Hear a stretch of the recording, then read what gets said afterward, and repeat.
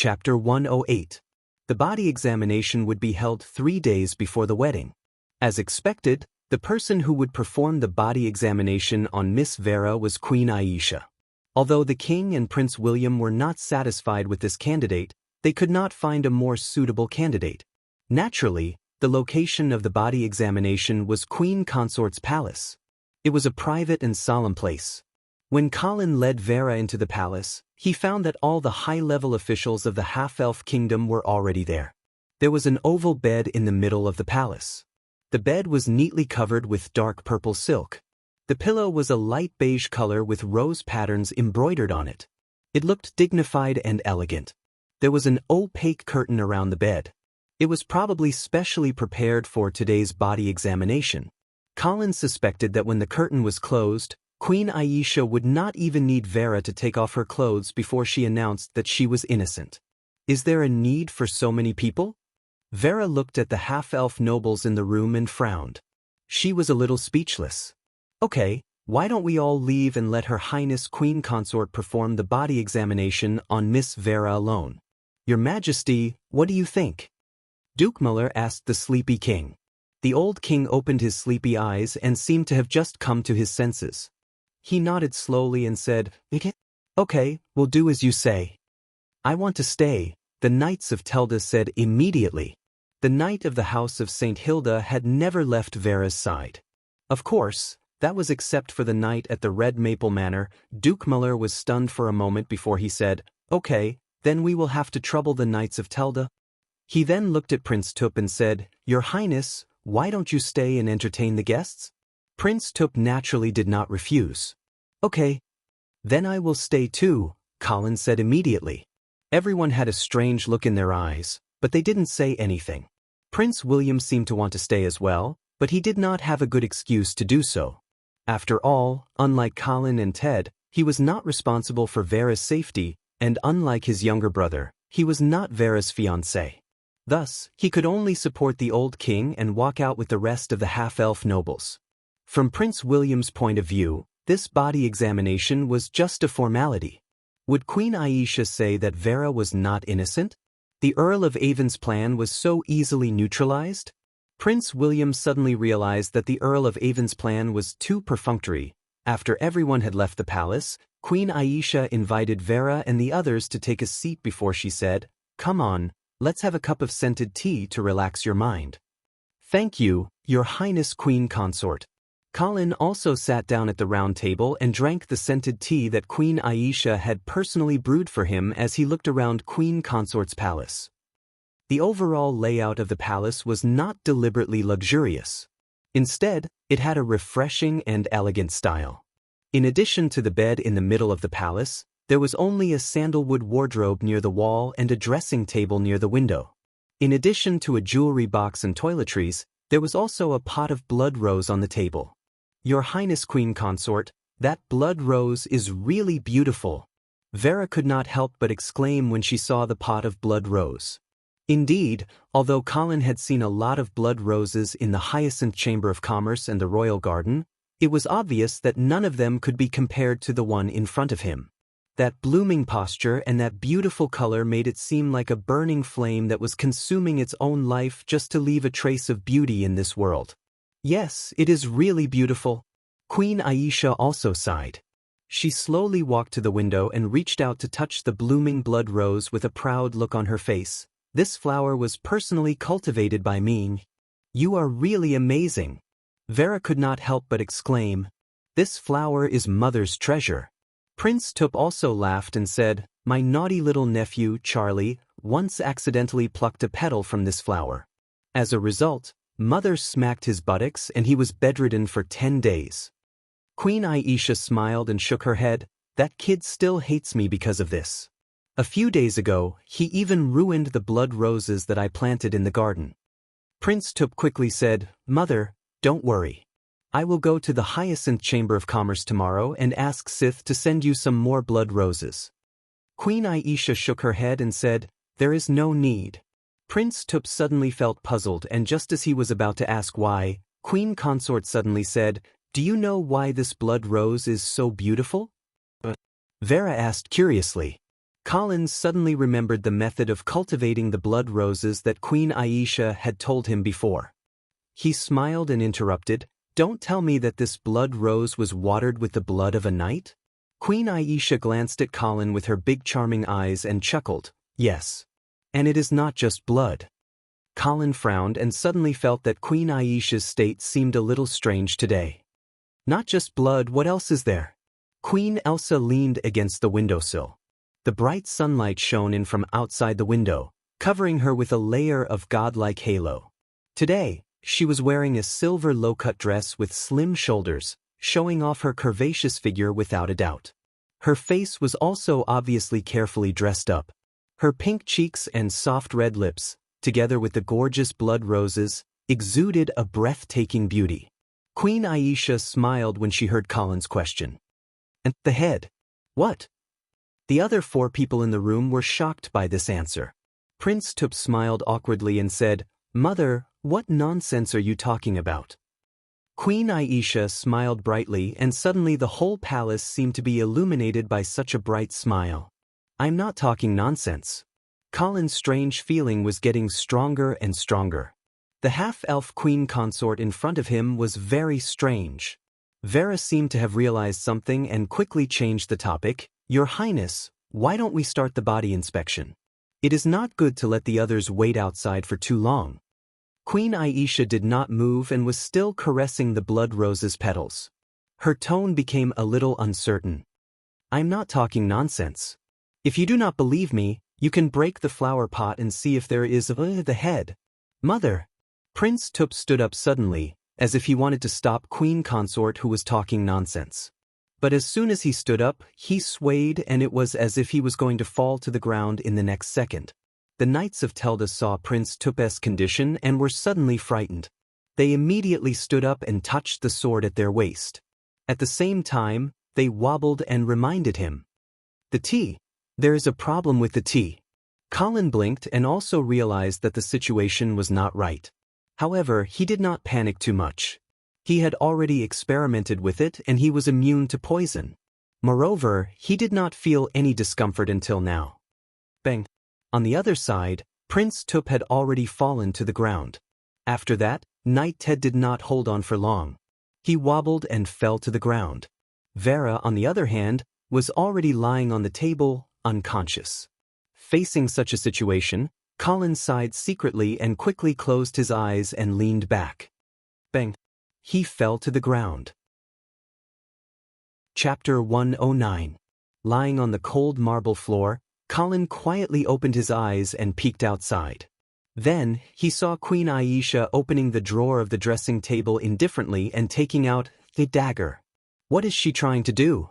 Colin's heart was in turmoil. He did not expect the situation in front of him at all. Originally, he thought that it would be an ordinary body inspection procedure. He thought that Queen Aisha would not lift Vera's skirt and directly declare her innocence.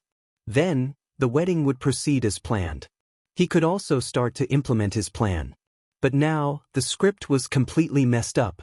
Queen Aisha was approaching Vera step by step. At the same time, she raised the dagger in her hand and seemed like she was going to stab her. She was going to kill Vera. But what? Colin could not figure it out. However, this did not prevent him from immediately jumping up from the ground and pushing Queen Aisha to the ground. He grabbed the dagger in Queen Consort's hand with one hand and covered her mouth with the other to prevent her from screaming. "Who ordered you to do this?" Colin stared coldly into Queen Aisha's eyes. Queen Aisha's eyes flashed with obvious surprise. She was obviously wondering why Colin did not faint.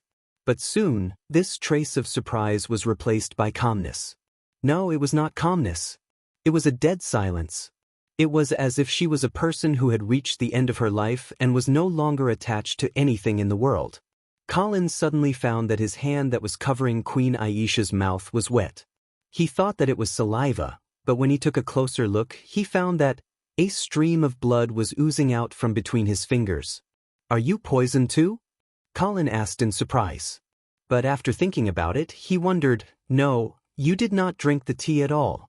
Blood continued to flow out of Queen Aisha's mouth. Colin no longer needed to cover her mouth because Queen Consort was already gasping for air. She could not scream even if she wanted to. She was just unconscious. She will not die, Queen Aisha said intermittently. She even had the heart to remind Colin, I failed.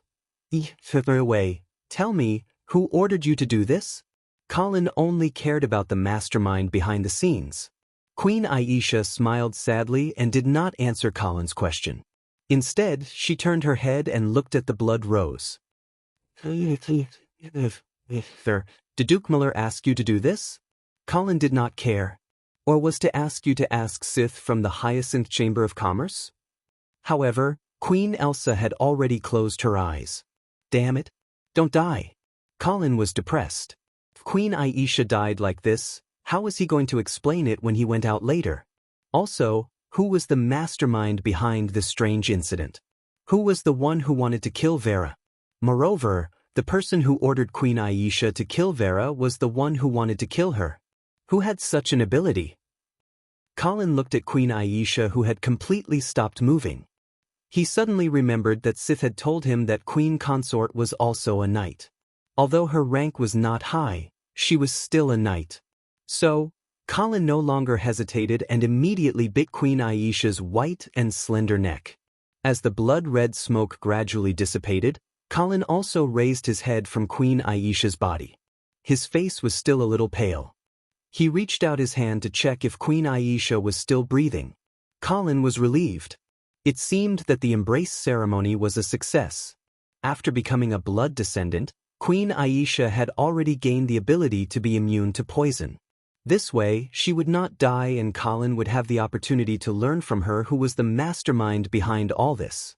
Seeing that Queen Aisha did not show any signs of waking up, Colin temporarily suppressed the countless questions in his heart. He stood up and walked to the side of the Knights of Telda.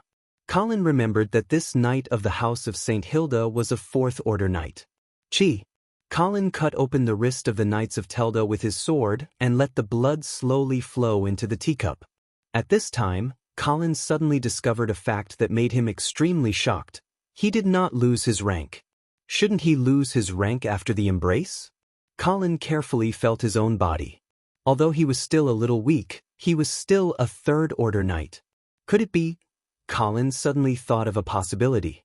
When he first embraced Knight Seal, his rank was lower than Seal's. And this Queen Aisha's knight rank was obviously lower than Colin's. So, could it be that the embrace of a low-order knight would not lose his rank, but only a high-order knight? Colin was a little excited about this discovery. In this way, as long as his knight rank was raised, he would not have to worry about losing his rank every time he embraced her. He thought again, if the other party's rank was the same as his, would she lose her rank?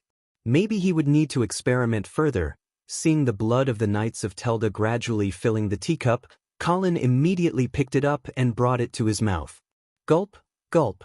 Feeling his body gradually heating up, Colin closed his eyes comfortably. But just as Colin was enjoying the pleasure of increasing his strength, Prince William's voice suddenly came from outside. Miss Vera, Your Highness Queen Consort, are you done? Colin was shocked, and he was thinking about how to send this guy away when he saw that Queen Aisha had already woken up. Her eyes seemed to be a little confused. She had obviously taken the poison in advance, so how was she still alive? She turned her head to look at Colin, and then, she could not help but have the thought of obeying him. Let him go. Colin tried to order Queen Aisha. Queen Aisha nodded and shouted outside, Miss Vera and I are tasting tea, please wait a little longer. Prince William did not suspect anything and quickly replied, okay. You can rest assured that no one will disturb you. After sending Prince William away, Queen Aisha turned her head to look at Colin and asked in confusion, Oh, why am I not dead? Colin put away the water skin calmly and walked to Queen Elsa. He looked down at her with infinite piety and respect on his face as he asked calmly, What are you doing? Have you heard of the Blood Angel? Outside the palace, Prince William passed on Queen Aisha's words. The old king squinted his eyes and said weakly, Since that is the case, I will go back to rest first. You can wait here, and let me know when the results are out. The rest of the half-elf nobles nodded naturally. After the old king left with the help of the maid, a half-elf female slave suddenly walked in front of the palace. Yes, it's you, come here. Duke Muller shouted. The slave girl shrank her head as she walked over. Whose slave are you? Why are you running around? Didn't anyone teach you the rules? Sir, I am Viscount Angley's slave, Kathy replied carefully. Duke Muller had wanted to break the legs of this slave who did not know the rules, but he stopped when he heard Viscount Angley. Prince William also recognized Kathy at this moment and nodded. Yes, she is my gift to Viscount Angley. She just entered the palace not long ago and does not know the rules. Duke Muller snorted and reprimanded, Get out. If I see you running around the palace again, I will break your legs. Kathy was so scared that her face turned pale, and she hurriedly turned to leave. After walking far away, Kathy carefully turned her head back and looked at Queen Consort's palace, which was as quiet as ever, with a puzzled expression. But after that, she forcefully suppressed this doubt and quickened her pace. Chapter 110. The bright sun shone through the window and shone on Colin and Queen Aisha, who was kneeling on the ground. From afar, it looked like an oil painting of pilgrimage. Queen Aisha raised her head slightly and looked up at the man who had just given her a new life. Her heart was full of respect and admiration. Although she had never heard of the name Blood Angel Dracula, she believed in Colin's words. After all, this was the person who had just pulled her back from the abyss of death. Other than the angel apostles and the God's chosen ones, who else could have such great power? The suppression from Colin's bloodline was also mistaken by Queen Aisha as the holy aura of the God's chosen ones. So, Aisha Miller, are you willing to become my family and contribute your strength to the mysterious mission of the Blood Angel? I'm willing, Queen Isaac replied with a pious expression. When Colin saw this, he could not help but sigh. The brainwashing ability of religion was too powerful. He did not feel that there was anything wrong with taking advantage of the church and stealing from the God of Light. At least until his strength was above the church, he would continue to use this method to control the blood descendants. However, he believed that one day, he would no longer need to rely on the so-called blood angel, the so-called God's chosen ones, and let the true name of the blood descendants appear in the world. Of course, before that he still needed to keep a low profile. Very good. Colin stretched out his hand and touched Queen Aisha's forehead as if he was completing some kind of inheritance ceremony. In the name of the God of Light and the Blood Angel, I accept your loyalty and give you the blood grace. I hope you will live up to this honor. Queen Aisha closed her eyes as if she was bathed in some kind of holy light. Her face was full of devotion and fanaticism. When the other party gradually calmed down, Colin withdrew his finger and asked, Tell me, who sent you to assassinate Vera? Queen Aisha opened her eyes and answered without hesitation, It was Sith. Sith from the Hyacinth Chamber of Commerce? Yes. This answer was within Colin's expectations. He had already sensed that Queen Consort had some sort of connection with Sith. However, what he was puzzled about was why Sith wanted to assassinate Vera. What he couldn't figure out was why Queen Aisha would listen to the orders of a small merchant. Looking at Queen Aisha's beautiful face, Colin asked the question in his heart. God's chosen one, the reason why I killed Vera was because I wanted to take revenge on the House of Medea and the Miller family. Hearing this, Colin suddenly thought of something. He raised his finger and pointed at the bright red blood rose by the window and asked, Just because of the head buried there? The head of the person I once loved is buried there. Colin had already guessed the reason why Queen Aisha hated the House of Medea and the Miller family. So, he nodded and said, Tell me your story. Queen Aisha's blue eyes flashed with sadness. Before I married into the half-elf royal family, I had a true love. He was born in a small noble family in Silver Moon City. Later, his family declined and he became a wandering knight. After that, he was taken in by my father and became a knight of the Miller family. After knowing that we were in love, my father was very angry. How could he allow his daughter to marry a fallen knight? So, my father chased him away and found a more powerful husband for me. Yes, it was His Majesty the half-elf king. Of course, I didn't want to marry an old man who was more than 70 years old. So, I started to cry and make a fuss. I didn't eat or drink to protest. But I didn't expect that my father would kill my lover and send his head to me. He warned me that if I didn't marry into the royal family, he would chop off my head. At this point, Queen Aisha's breathing became hurried. Her chest rose and fell violently, and her eyes were filled with fear and hatred. She paused for a while before continuing. Under my father's pressure, I could only marry the old king. But from then on, I only had an unforgettable hatred for him. In order to please the king, in order to gain his own power, he actually treated his own daughter like this. On the day of my marriage, I secretly swore that I would definitely make him pay the price. I buried my lover's head in the flower pot of the blood rose and made him accompany me day and night, reminding me not to forget this hatred. Hearing this, Colin couldn't help but feel a chill in his heart. This woman was really ruthless, placing her lover's head beside her. If this happened to an ordinary person, they would probably have nightmares all night. When I was painstakingly looking for an opportunity to take revenge, a merchant found me. That's right, it's Sith from the Hyacinth Chamber of Commerce. I got to know him through the blood rose. Their Chamber of Commerce was able to cultivate the best blood roses in Silver Moon City. Thus, they became the exclusive supplier of the royal garden and frequently entered the palace. I don't know how he found out about my story, but he hinted that he could help me. Of course, I wouldn't easily trust a merchant until he showed me something. What was it? The Savoy family's badge. Savoy? Colin felt like he had heard of this family before. Queen Aisha patiently explained, the Savoy family used to be the half-elf royal family, but they were chased off the throne by the House of Media in a coup 300 years ago. Colin nodded as he finally understood the situation. His previous guess was right. Sith was indeed a noble. Moreover, he used to be the half-elf royal family. If that was the case, then the half-elf female slave that Prince William gave to him, Kathy, probably also had the surname Savoy. Queen Aisha continued, after seeing the Savoy family's badge, I was convinced that Sith could be trusted because we are all vengeful people. So, after Miss Vera came to Silver Moon City, Sith came to me again and asked me to find a chance to kill Vera. Colin also guessed Sith's purpose at this time. He blurted out, he wants the House of Media to suffer the wrath of the northern frontier. Queen Aisha nodded. Sith told me that as long as Vera died in the palace, the House of Media would be completely finished. The same goes for the Miller family. They would all be burned to ashes by the wrath of the Duke of St. Hilda.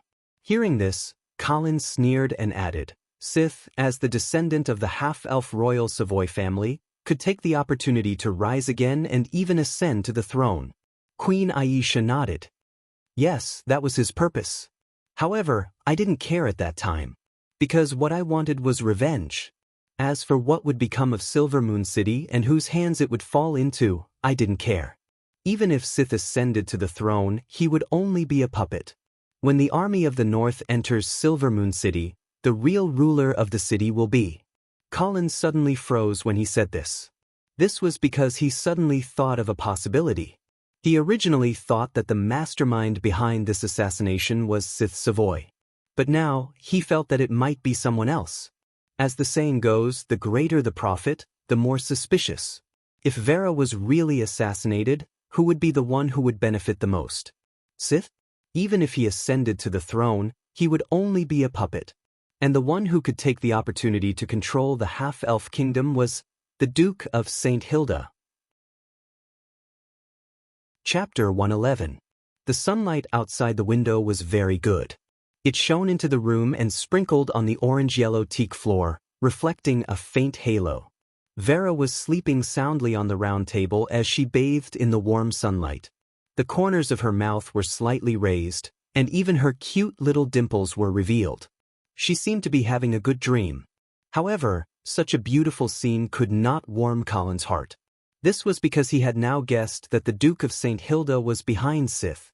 This cruel and merciless Dukes of the North did not hesitate to sacrifice his own adopted daughter in order to get an excuse to enter Silver Moon City. Of course, this did not surprise Colin too much. After all, Vera was not the biological daughter of the Duke of St. Hilda. Not to mention, Vera was also a serious threat to the inheritance rights of the Duke of St. Hilda's biological sons. Charles had already been destroyed. Adams had also died in the Lion's Roar fortress. There was only one Joyce left. Perhaps, when the Duke of St. Hilda saw Adams die in front of him, he had already made up his mind to send Vera on her way. Colin suddenly understood why the Duke of St. Hilda had sent him as the messenger to send Vera off. This was probably the last bit of conscience that he had left. After all, Vera was his adopted daughter. They had been together for more than 10 years. It was impossible for the Duke to have no feelings for her at all. The Duke of St. Hilda had sent Colin as the messenger to send Vera off because he wanted her beloved man to accompany her on the last journey of her life. This also explained why the Knights of Telda were so cooperative and created an opportunity for Vera and Colin to meet alone. So, that was actually the last shot before his death? Colin took a few deep breaths and suppressed the anger in his heart. The anger of a weak person was useless. He understood that he could not compete with the Duke of St. Hilda alone. Allies. He needed allies. Then, an arrogant figure appeared in his mind, Marquis Garcia. To fight against the Duke of St. Hilda, Colin had to work with Marquis Garcia. Thinking of this, Colin suddenly had an idea. The current situation made him realize that perhaps his previous plan could be modified a little more perfectly. Aisha, you don't have to kill Vera. I can help you exact your revenge. Furthermore, you won't have to pay with your life. Are you willing to cooperate with me? Hearing Colin's words, Queen Aisha nodded obediently. You gave me a new life and gave me a new mission. Therefore, I will listen to your arrangements, Lord Chosen One. Looking at Queen Aisha, who was like a completely different person from before, Colin couldn't help but sigh inwardly at how powerful this brainwashing technique was. All right, this is what you'll do next. Outside the palace, the half-elf nobles who had been waiting for a long time were about to fall asleep. However, because of Queen Aisha's previous warning, they did not dare to disturb them. Some of them had already begun to complain in their hearts. It was just a body examination, not XX. Was there a need for such a long foreplay? Ah! A scream suddenly came out from the bedroom, startling the sleepy people outside. Duke Muller's expression changed drastically and he shouted, "It's Queen Aisha's voice." After saying that, he immediately ran towards the bedroom. The rest of the crowd quickly followed. However, when they reached the door of the bedroom, they stopped and did not know whether they should barge in or not. Duke Muller shouted inside, "Your Highness, what happened?" Queen Aisha did not answer, but she kept screaming. At the same time, there were sounds of fierce fighting. Duke of Lute drew his sword and said decisively, "Something happened inside, we have to go in." Duke Muller also nodded in agreement. Prince William hesitated for a moment before he nodded and shouted, "Miss Vera, Your Highness Queen Consort, we are coming in." However, just as they were about to rush in, they saw Queen Aisha rushing out with blood all over her body. "Your Highness." Everyone was about to step forward and ask what happened, but they saw another figure chasing after Queen Aisha. It was Prince Tup. However, Prince Tup was very strange at this time. He was holding a long sword covered in blood and was chasing after Queen Aisha. When Duke Muller saw this scene, he felt as if he had fallen into an ice cave. He immediately shouted, "Tup, what are you doing?" Stuff.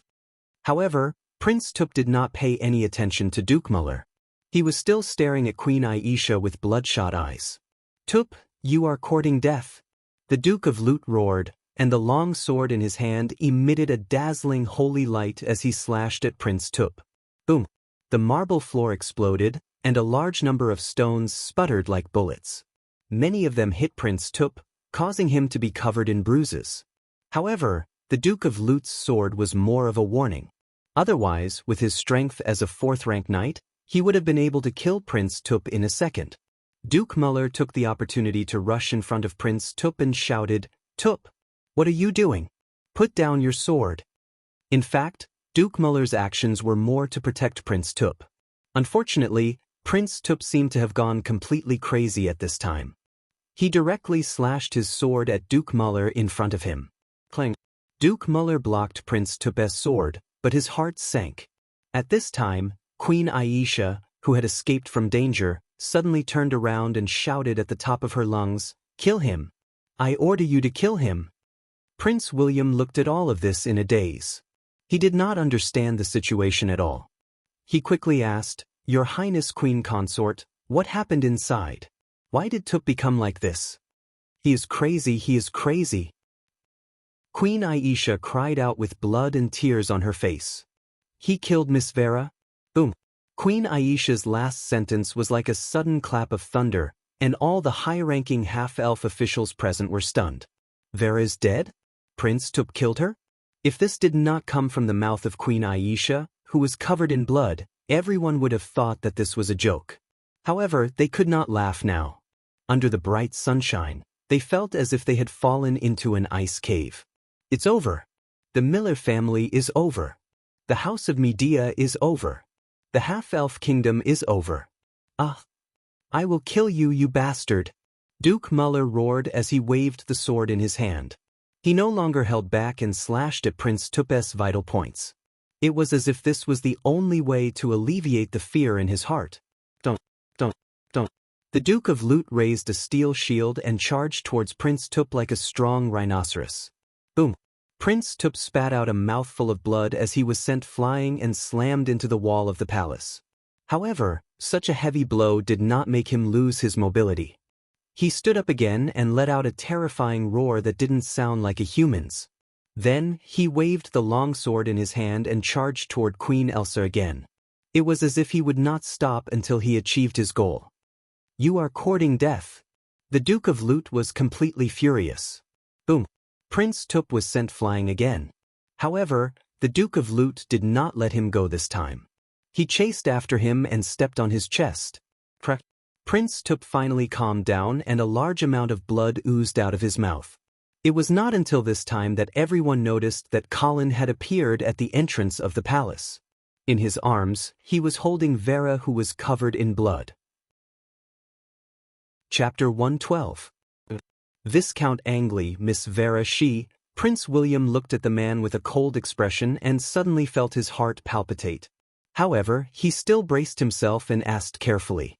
Colin did not answer. Instead, he slowly swept his cold gaze across everyone present and finally stopped at Prince Tup, who was lying on the ground. "He must be buried with her," Colin ordered in an unquestionable tone. The Duke of Lut gritted his teeth and waved the long sword in his hand. He cut off Prince Tup's head. The Duke Muller's face twitched a few times, but he did not say anything. The other half-elf nobles also looked away as they could not bear to watch. However, at the same time, they were all secretly hoping in their hearts, Prince Tup should be buried with her. That should be enough, right? Colin knew that Prince Tup was dead when he felt that the connection between them had been completely severed. It seemed that blood slaves would die after their heads were cut off. Colin was still in the mood to record this experimental data. Of course, on the surface, he still looked as if he wanted to kill all the half-elves in Silvermoon City so that they could be buried with Vera. "Your Excellency Viscount Angley?" William still wanted to ask what had happened. However, Colin did not give him the chance at all. He carried Vera's corpse and strode away. The Duke of Lut quietly walked to Prince William and whispered, "Your Highness, you can't let them leave like this." Prince William had a panicked look on his face. He didn't know what to do. The Duke of Lut was disappointed and was about to order the guards to stop Colin when Queen Aisha said, "Send someone to keep an eye on them as long as they do not leave the palace. We should go and find His Majesty immediately." Right. Prince William seemed to have grasped at a life-saving straw. "We'll do as you say. We'll immediately go and find Father." The Duke of Lut had no choice but to obey. On the other hand, Colin was returning to his residence. When the guards of the House of St. Hilda saw Vera, who was covered in blood, and they did not know if she was dead or alive, their eyes instantly turned red. It was as though they were about to turn into beasts that were about to devour their prey. "Lord Viscounts, what happened?" one of the bodyguards asked as he stepped forward. Colin did not answer his question. Instead, he instructed, "Gather everyone and guard the surroundings of the side hall. No one is allowed to come near. Also, the Knights of Telda are seriously injured and still unconscious in Queen Consort's palace.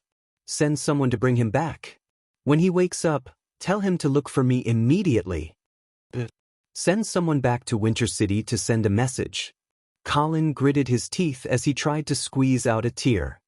Miss Vera has been killed by Tup Miller. What? The bodyguards were shocked by the cruel news. In the next second, they could no longer control the anger in their hearts. They drew their swords and shouted, "Revenge for Miss Vera! Revenge! Revenge!" Colin looked at the agitated bodyguards and quickly stopped them. "Of course, we want revenge. However, we can't make the half-elf pay the price with just a few of us. So, your task now is to send the news back to Winter City and wait for the Northern Frontier Army to come to Silver Moon City." The bodyguards calmed down and began to carry out Colin's previous orders. Colin breathed a sigh of relief and strode into the room. As soon as he closed the door, he saw the half-elf female slave that Prince William had sent to him earlier walking towards him in shock. "Lord Viscounts, Miss Vera, if she is really," looking at Kathy who was quickly approaching him, it seemed as though she wanted to see if Vera was really dead. Colin stared at her and shouted, "Stop right there, Kathy Savoy."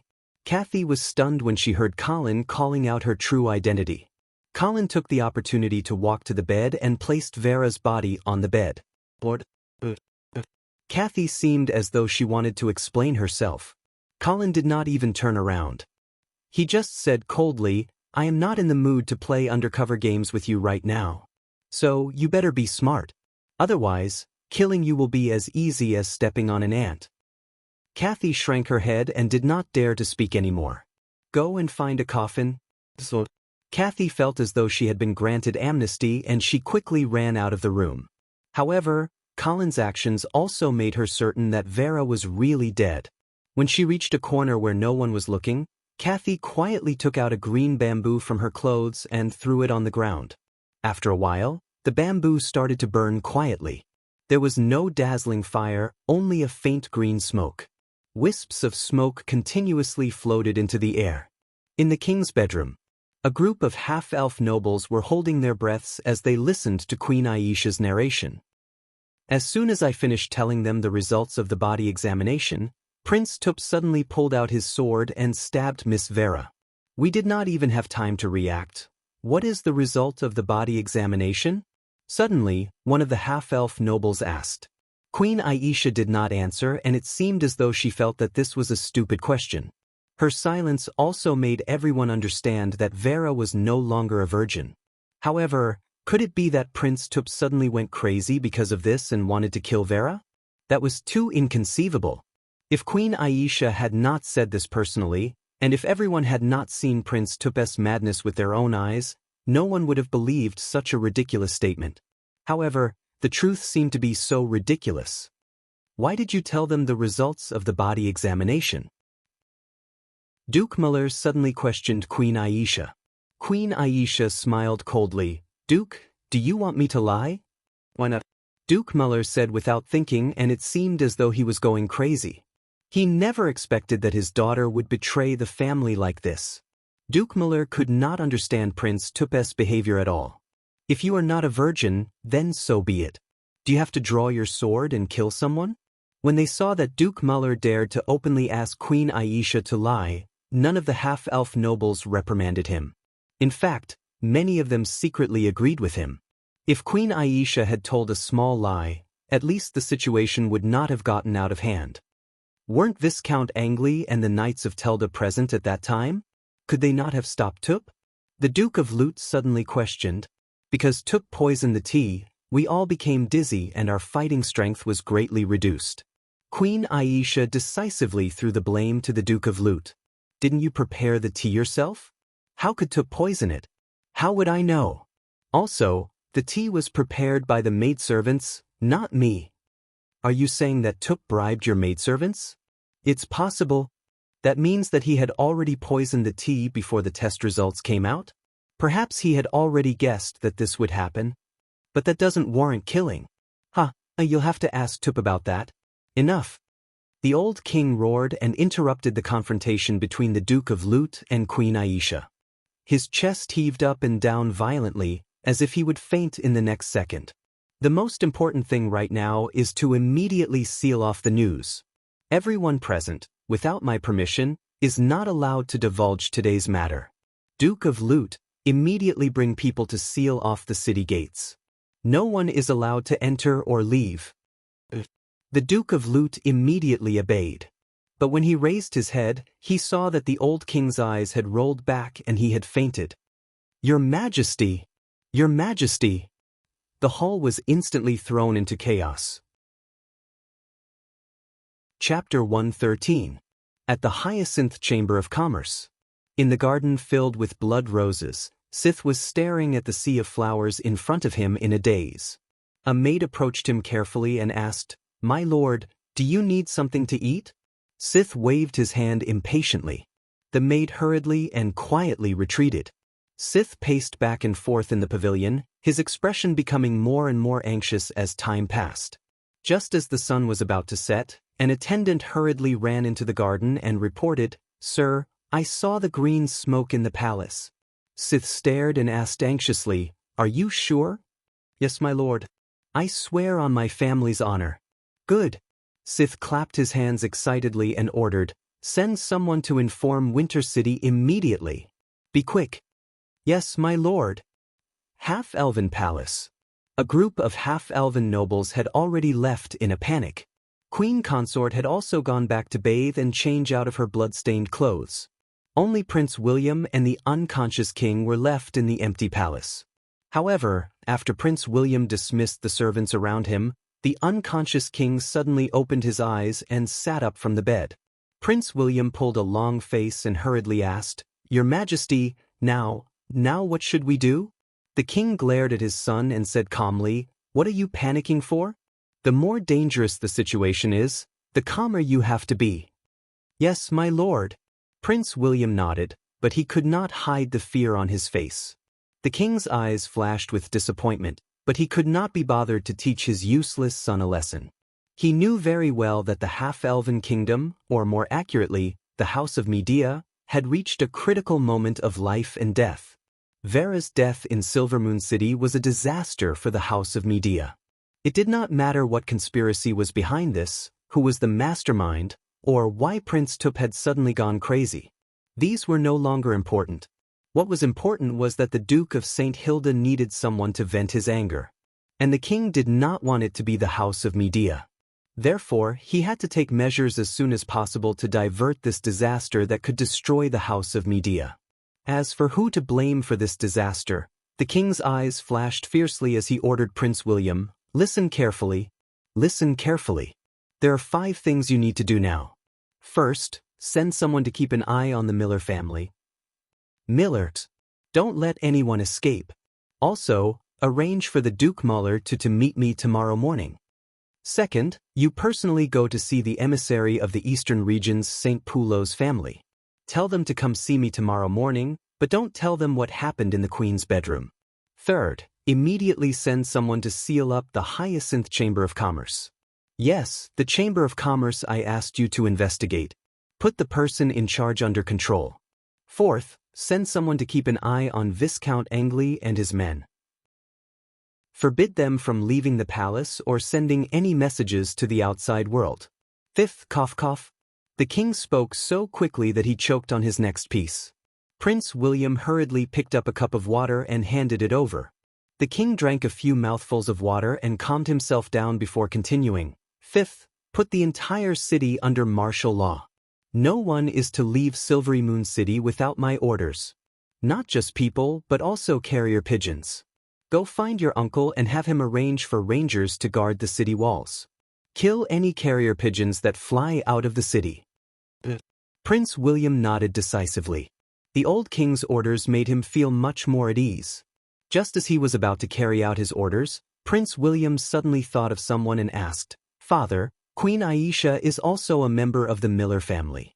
Should we send someone to keep an eye on her?" "Nonsense, of course." The king was about to scold him when he heard such a stupid question, but suddenly thought of something. He rolled his eyes and said, "Go and have her come to see me now." Prince William did not dare to say anything more and hurriedly took his leave. The palace quieted down, leaving only the king's slightly hurried breathing. He lay on the bed and looked at the crystal chandelier on the ceiling, deep in thought. After a while, he seemed to have thought of something and a flush suddenly appeared on his cheeks, but it quickly faded. He coughed lightly and muttered, "Duke of St. Hilda? You are really ruthless." Tap, tap, tap, the crisp sound of footsteps could be heard outside the palace. Not long after, Queen Aisha walked in. She had just finished bathing and changed into a bright red dress, which was a stark contrast to her snow-white skin. Her beautiful cheeks were smeared with light makeup, and her bright eyes shone with a moving radiance. Her expression was gentle and virtuous, but it hid an unconcealable charm. However, in such a tense atmosphere, Queen Aisha's charm seemed out of place. The king looked at the beautiful queen consort in front of him, and an indescribable anger and brutality surged in his heart. However, he forcibly suppressed it.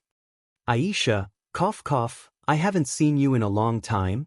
You are so beautiful."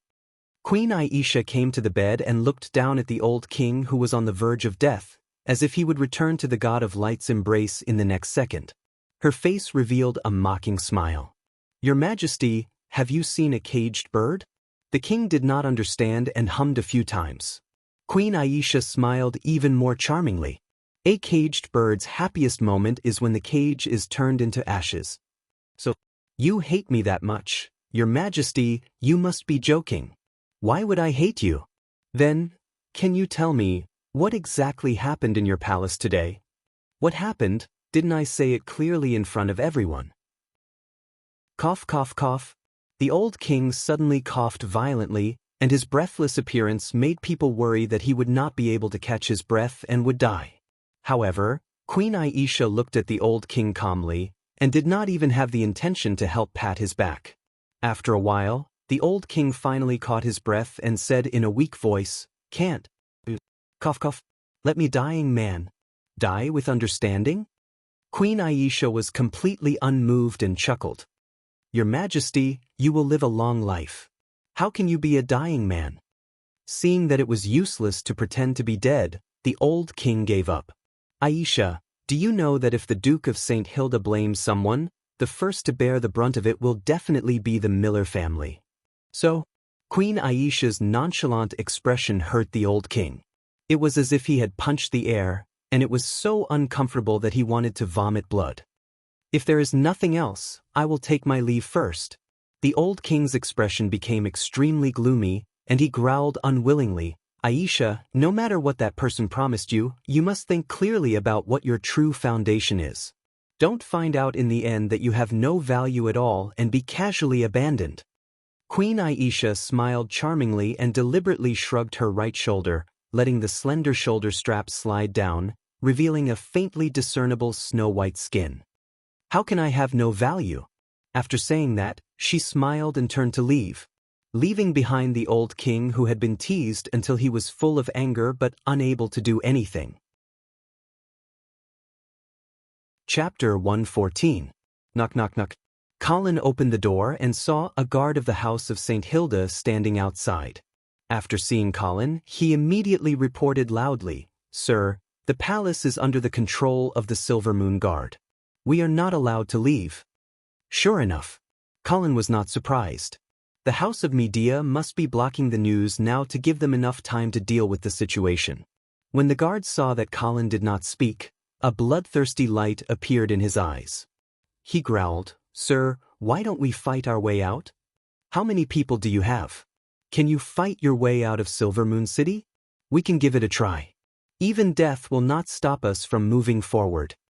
The loyalty and bravery of these guards amazed Colin, but he still shook his head. "No, don't make unnecessary sacrifices. It is more useful for you to stay here. I will think of a way to pass the message. You just need to guard this place." "Yes. By the way, have the Knights of Telda woken up yet?" Just as the guard was about to shake his head, someone behind him reported, "Sir, the Knights of Telda are here." Colin nodded and motioned for the guard to leave. "Sir Viscounts, what happened?" The Knights of Telda rushed over. Their footsteps were a little weak, and their faces were very pale. Colin gritted his teeth and asked, "Don't you remember what happened?" "I only remember that there was a problem with the tea, and then I fainted." The Knights of Telda lowered their heads in shame. "Okay, then I will tell you what happened. Colin's eyes turned red instantly, as if he was trying to suppress the anger in his heart. Miss Vera was killed by a tup. What? The Knights of Telda suddenly raised their heads and looked at Colin in disbelief.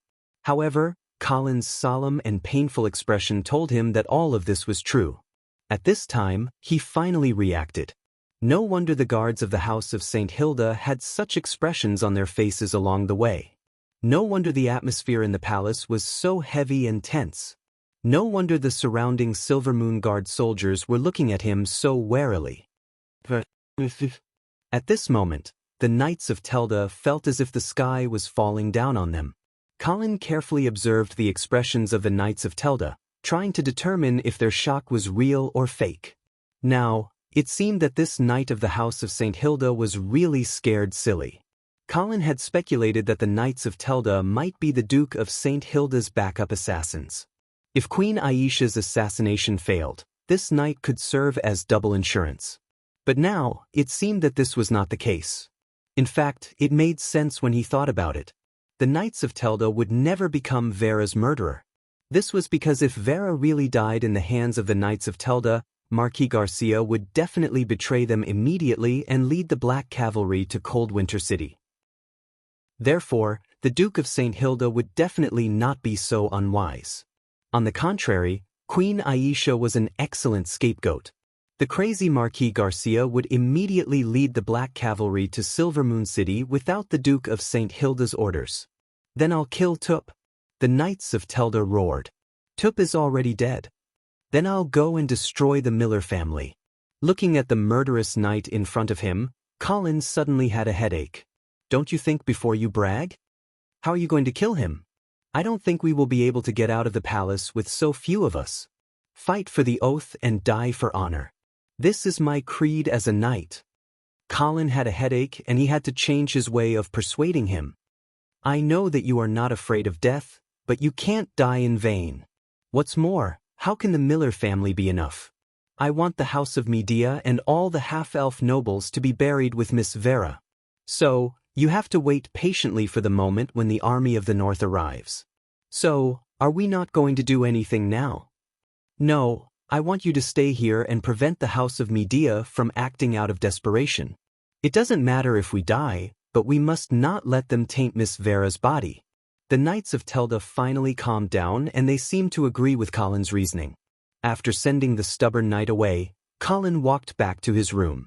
After closing the door, he took a deep breath and found a beautiful girl standing in front of him. She was looking at him curiously. Colin, what are you doing? Shoo. Colin quickly stepped forward and covered Vera's mouth. Keep your voice down. Vera was shocked by Colin's action, but she did not move away. Although she was confused, she still nodded obediently. She trusted Colin very much. Colin let go of his hand and looked at Vera, who was blushing. What questions do you have? Ask me now. I have a lot of questions. What happened in Queen Consort's bedroom? Why was I in your room when I woke up? Why are my clothes covered in blood? And what happened to the coffin? Don't worry, one by one. Colin held Vera's hand and led her to sit down at the round table. Then he told Vera about the confession that he and Queen Aisha had made. In short, he pushed all the blame to Tup.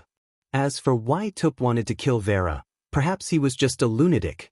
Of course, this set of excuses was very unreasonable. If Prince Tup had not rushed out of the bedroom and chased after Queen Consort with a sword in front of everyone, perhaps no one would have believed it at all. However, it was precisely because of that scene that this set of excuses was able to get away with. Moreover, Tup was now dead. There was no proof. So, what I have to do now is to continue to pretend to be dead. Vera obviously believed Colin's excuse. Before the army of the north arrives at Silver Moon City, you have to pretend to be dead. Okay. Vera nodded obediently. When she saw the blood all over her body, she suddenly felt a little wronged. So, I can't change out of this set of clothes? Colin said firmly. However, when he saw the girl's big watery eyes, he took a step back. Of course, you can take a shower and change out of the underwear. Okay. Vera was happy. Then, she pointed at the coffin in the room and asked, Is that coffin also prepared for me? Am I going to sleep in that coffin tonight? Vera asked with a little fear on her face. Colin immediately waved his hand generously. Of course not. You can sleep on the bed tonight and I will sleep in the coffin. After saying that, Colin suddenly realized something. A vampire sleeping in a coffin. What's going on? Why does it seem like a good match? Maybe he could really try sleeping in a coffin. Maybe he would discover something new. Just as Colin's imagination was running wild, Vera revealed a bashful expression. She lowered her head and spoke in a mosquito-like voice. Why do you want to sleep in a coffin? Can't you sleep in a bed? Colin's eyes lit up and he nodded repeatedly. But then, let's sleep on the bed together. As for the idea of trying to sleep in a coffin to see if he could discover anything new, he had already forgotten about it. How could a coffin have the fragrance of a beautiful girl?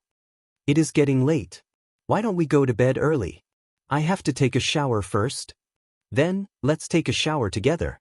Bah! Chapter 115. The next day. The bleak autumn wind blew dust into the air and enveloped the entire Silver Moon City, making it look even more gloomy. This garden city that had been immersed in a festive atmosphere had become gloomy after just one day. Although the tragedy in Queen Aisha's palace had only spread among the half-elf nobles, the commoners in the city could also feel the tense and oppressive situation. After all, the tightly shut city gates, the order to forbid entry and exit, and the patrolling soldiers on the streets all indicated that something big had happened in Silver Moon City. At 8 in the morning, Duke Muller, who had not slept the entire night, followed Prince William to the main hall of the palace. To be honest, Duke Muller had heaved a sigh of relief when he heard that the king had summoned him. From his point of view, as long as the king was willing to see him, it meant that the Miller family had not been completely abandoned, and there was still a glimmer of hope. The Miller family, who had just suffered an unprecedented crisis, could not wait to grab onto any life-saving straw. "Good morning, Your Majesty." Duke Muller placed his hand on his chest and bowed, trying his best to appear as natural as usual. However, the dark circles under his eyes and messy hair had already revealed the fear and weakness in his heart. "Good morning, Duke Muller." The old king leaned on his scepter and stood on the high platform in the main hall, looking at his old subject from afar. The old king actually thought highly of Duke Muller. Otherwise, he would not have given him the position of Prime Minister of the Half-Elf Kingdom. Duke Muller did not disappoint the old king. In the 10 years that he had been Prime Minister, he had done a good job managing the Half-Elf Kingdom well. When the king had married Aisha Miller as Queen Consort, it had actually been to rope in this capable Prime Minister and make plans for his next generation. Otherwise, there would have been no need for him to marry Aisha. Of course, Aisha was beautiful, but he was already over 70 years old. No matter how beautiful she was, he could only look at her. What was the point? Moreover, from the first day Aisha entered the palace, the old king could tell that she hated him. No matter how she tried to disguise herself, she could not escape the old king's sharp eyes. The old king didn't care too much about this. In his opinion, such a beautiful young lady was forced by her father to marry a dying old man. How could she not be angry? However, he had never imagined that this resentment would bring such a disaster to himself and the House of Media. Yes, although he did not manage to get anything out of Queen Aisha last night, the old king still firmly believed that this woman was lying. What happened in Queen Consort's bedroom was definitely not that simple. This was the intuition of an old politician who had been in the treacherous political world all his life. He had no evidence, but he didn't talk about evidence either. Didn't sleep well last night? It's all right. When one gets old and experiences many things, it's easy for one to not be able to sleep. The old king's unhurried attitude puzzled Duke Muller. Under such circumstances, he still had the mood to chat. However, it seemed that the old king was here to chat with Duke Muller. "I remember you told me that you have 2 sons, right?" "Yes." "Grandson?" "There is one." "How old is he?" "Just a month old." "Just a month old." The old king slowly walked down the platform and approached Duke Muller. He said pointedly, "Not many people know such a young child, right?" Duke Muller looked up abruptly, as if he understood the old king's meaning. His lips trembled slightly, and a complicated expression flashed across his eyes. It seemed to be pain, hatred, and gratitude. After a while, Duke Muller replied, Of course, he is a child after all. He has not met many people." The old king nodded and sighed. "And children grow up quickly. They change every day. Even if someone saw them when they were young, after a year or two, no one would be able to recognize them." At this point, Duke Muller naturally understood the old king's meaning. Obviously, the old king was telling him that the Miller family could no longer be saved, but he could help him keep a bloodline, Duke Muller's 1-month-old grandson. Duke Muller's face was covered in tears, and his whole body began to tremble. He did not know if it was out of fear or gratitude. "Your Majesty, thank you for everything you have done for the Miller family." The old king reached out and patted Duke Muller's shoulder twice. "I hope you do not resent me," he said softly. "I will not resent you." Duke Muller smiled sadly. "This is the fate of us half-elves. Being sandwiched between giants, it is inevitable that we will be crushed to pieces." The old king sighed, as if he deeply agreed with Duke Muller's words. He leaned close to Duke Muller's ear and whispered, "Rest in peace. I will send someone to replace your grandson." Duke Muller nodded and looked at the old king one last time. Then he unsheathed his sword without hesitation. But at this moment, the old king raised his hand to stop Duke Muller. "Your Majesty, do you have any other orders?" The old king reached out his right hand and said coldly, "You are my knight. If you want to die, you should die by my hands." Duke Muller was stunned, but still handed the sword to the old king. Then he closed his eyes. The sword pierced through his chest. Outside the hall, Prince William was accompanying Saint Prospero and his sister. "Your Highness, when will His Majesty see us? We have been waiting for so long." Anna asked impatiently as she picked up a pebble on the ground. "It should be soon." Prince William hurriedly explained with a smile, "Father is currently meeting with Duke Muller. You will be next." The Earl of Avon was still drinking wine, minding his own business. Hearing this, he suddenly asked, "Your Highness, what happened yesterday? Are you still unwilling to tell us?" Prince William laughed and waved his hand. When you see His Majesty, you will naturally know." The Earl of Avon did not mind, and picked up the wineskin and poured more wine into his mouth. After a long time, a guard hurriedly ran to Prince William's ear and whispered a few words. Then, Prince William invited Saint Prospero and his sister. "His Majesty can see you now, please."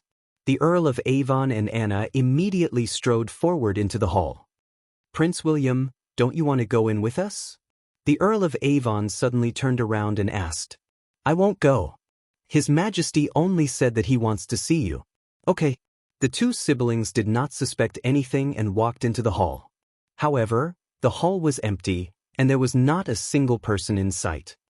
"Your Majesty?" The Earl of Avon tried to call out, but only heard his own voice echo. Anna wrinkled her nose and asked in surprise, "Why is there the smell of blood?" "The smell of blood?" The Earl of Avon suddenly felt a chill and realized that something was wrong. "It's in that direction." Anna walked deeper into the hall. After taking a few steps forward, they were shocked to find a bloody corpse lying on the ground, with a long sword in its chest. Because their line of sight was blocked by the pillars in the hall, they were not immediately discovered by the siblings. "Not good. Let's go."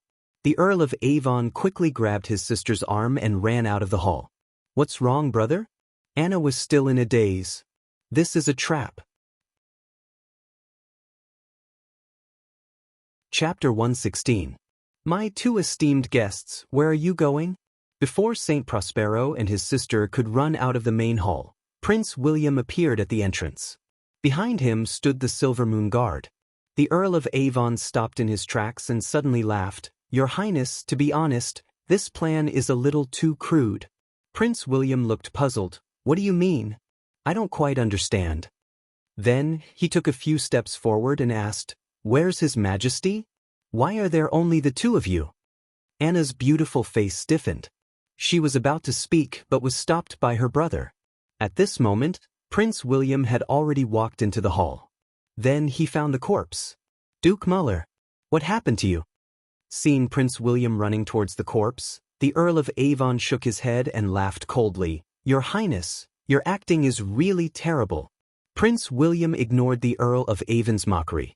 Instead, he turned around and ordered the guards, these two people killed Duke Muller. Take them down immediately. The guards answered loudly. Then, they drew their swords and surrounded the St. Prospero siblings. Bang! Anna immediately drew the broadsword on her back and slammed it on the ground. She growled, let's see who's going to die first. However, the Earl of Avon shook his head at his sister. Don't, Anna. There's no need for that. But, brother, these half-elves set us up. It's just a clumsy framing. The Earl of Avon still looked confident. Listen to me. Put down your weapons. Nothing will happen. Anna frowned and stared at her brother for a long time. Finally, she sighed and put away the huge broadsword. The Earl of Avon did not seem to be aware that he was about to become a prisoner. He smiled and said to Prince William, All right, Your Highness. Can you bring us to see His Majesty now? Prince William ignored him. Instead, he ordered, lock them up in prison and keep them under strict surveillance. The Earl of Avon raised his eyebrows and sneered, What? Does His Majesty not even have the courage to meet us? Prince William still did not answer. The Earl of Avon rolled his eyes and said, It seems that what happened yesterday was not a small matter. Let me guess. At this time, a guard had already walked behind the Earl of Avon and locked his hands behind his back with iron chains. However, the Earl of Avon did not seem to care and he continued, Since you have the courage to put us in prison, could it be that Vera has been assassinated? Prince William was stunned. Obviously, he did not expect the Earl of Avon to be able to guess this. However, he still did not speak. Before this, the old king had emphasized that William must be careful of the Earl of Avon. He also told him not to believe any of his promises. Therefore, Prince William faithfully carried out his father's orders and did not dare to violate them. I guessed it right. The Earl of Avon noticed that Prince William was stunned and he smiled proudly. Then, he said in a tempting tone, Your Royal Highness, if Miss Vera is really dead, then you can't arrest us. At this time, the Eastern region is the only thing you can rely on. Prince William seemed to have become a puppet and he did not respond to the Earl of Avon. Your Royal Highness, I have a way to help you solve your current problem. Really? As long as you take us to see His Majesty the King. Prince William felt that the Earl of the Eastern region was really noisy. He waved at the guards and motioned them to speed up. Your Royal Highness. Your Royal Highness. Believe me, I am the only one who can help you now. You go and tell His Majesty that I have a way to stop the northern frontier from sending troops. When the St. Prospero siblings were taken out of the hall, Prince William was still thinking about the last words of the Earl of Avon. Does he really have a way? Just as Prince William was stunned, the old king appeared behind him. Do you really think he has a way to help us? Father. Prince William hesitated, but he decided to answer truthfully, I think we can listen to the Earl of Avon's advice. Maybe he really has a way. Idiot. The old king interrupted without hesitation. If you really want to listen to his advice, then you have fallen into his trap. Prince William lowered his head and did not dare to speak. The old king sighed and explained, You must be careful when dealing with such a smart person. Especially when the other party tells you that he can help you. Every time this happens, you have to stop and think carefully about whether your position is the same as his position. If not, then don't listen to him. Otherwise, sooner or later, you will be betrayed by him without knowing it. His father. Prince William nodded again and again. When he saw that his father's anger had subsided, he asked carefully, What should we do with the siblings? Lock them up first. Don't neglect their meals and drinks, but don't let them have any contact with the outside world. Yes. Clang. The heavy iron door fell, completely isolating the St. Prospero siblings from the outside world. The Earl of Avon looked around his cell and nodded with a smile. The environment is not bad. Other than the lack of windows, everything is quite complete. Anna looked at her brother's calm face and could not remain calm. Hurry up and think of a way, brother. Are we just going to wait for death here? Don't be afraid. The House of Medea won't dare to kill us. Then why do they want to lock us up? Bargaining chips. What bargaining chips? The Earl of Avon sat down at the round table and sniffed the water bottle. He was disappointed when he found that it was not wine. After pouring a glass of water for himself and his sister, the Earl said calmly, "Do you remember that I told you before that the Duke of St. Hilda has a winning strategy?" "Yes, it is to let Vera die in Silver Moon City." "Could it be that? You guessed it right?" "I think so." "Then what does this have to do with catching the both of us?" "Don't worry, listen to me slowly." The Earl of Avon took a sip of water and said, "Although I guessed that Vera would die in Silver Moon City, I did not guess the murderer." "The murderer who killed Vera?" "Yes." The Earl of Avon's eyes flashed with a strange light. Anna, who was familiar with her brother, knew very well that the Earl of Avon was excited. This was the kind of excitement one would get when they met their match. The Earl of Avon was indeed very excited, as if he had found a fun game. "I thought that the Duke of St. Hilda would send someone from the wedding procession to kill Vera, such as Viscount Angley or some other hidden assassin. After all, this was the easiest way to arrange. However, I did not expect that the Duke of St. Hilda would actually find someone from the Miller family to be the murderer. How did he do it? It was too clever. In this way, not only did he successfully find an excuse to send troops to Silver Moon City, but he also completely cleared himself of suspicion. It would be difficult for everyone to suspect that the Duke of St. Hilda was the mastermind behind the scenes. This shows that the Duke of St. Hilda has been plotting against the half-elf kingdom for a long time. The eastern region did not lose in vain. Anna was at a loss as she listened. How do you know that the murderer is from the Miller family? Chapter 117. Isn't it obvious? The Earl of Avon spread his hands, as if he felt that there was no need to explain. The Duke Miller was killed and his body was thrown there as a prop to frame us. Doesn't this mean that the Miller family has been completely abandoned? Why were they abandoned? Obviously, it's because someone from the Miller family killed Vera. Anna nodded, but she was still puzzled. Why would the Miller family kill Vera? Were they bribed by the Duke of St. Hilda? This is why I admire the Duke of St. Hilda. The Earl of Avon's eyes flashed with a strange light again. You have to know that the murderer of the Miller family risked his life to help the Duke of St. Hilda. So, you can't guess why the Miller family would help the Duke of St. Hilda? How can I guess? The Earl of Avon shook his head and said helplessly, "I'm not a god." Then what does this have to do with us? You still haven't said why the king wants to arrest us. The Earl of Avon laughed. Think about it. Since Vera has died in Silver Moon City, the army of the North has an excuse to send troops. So, what should the House of Medea do?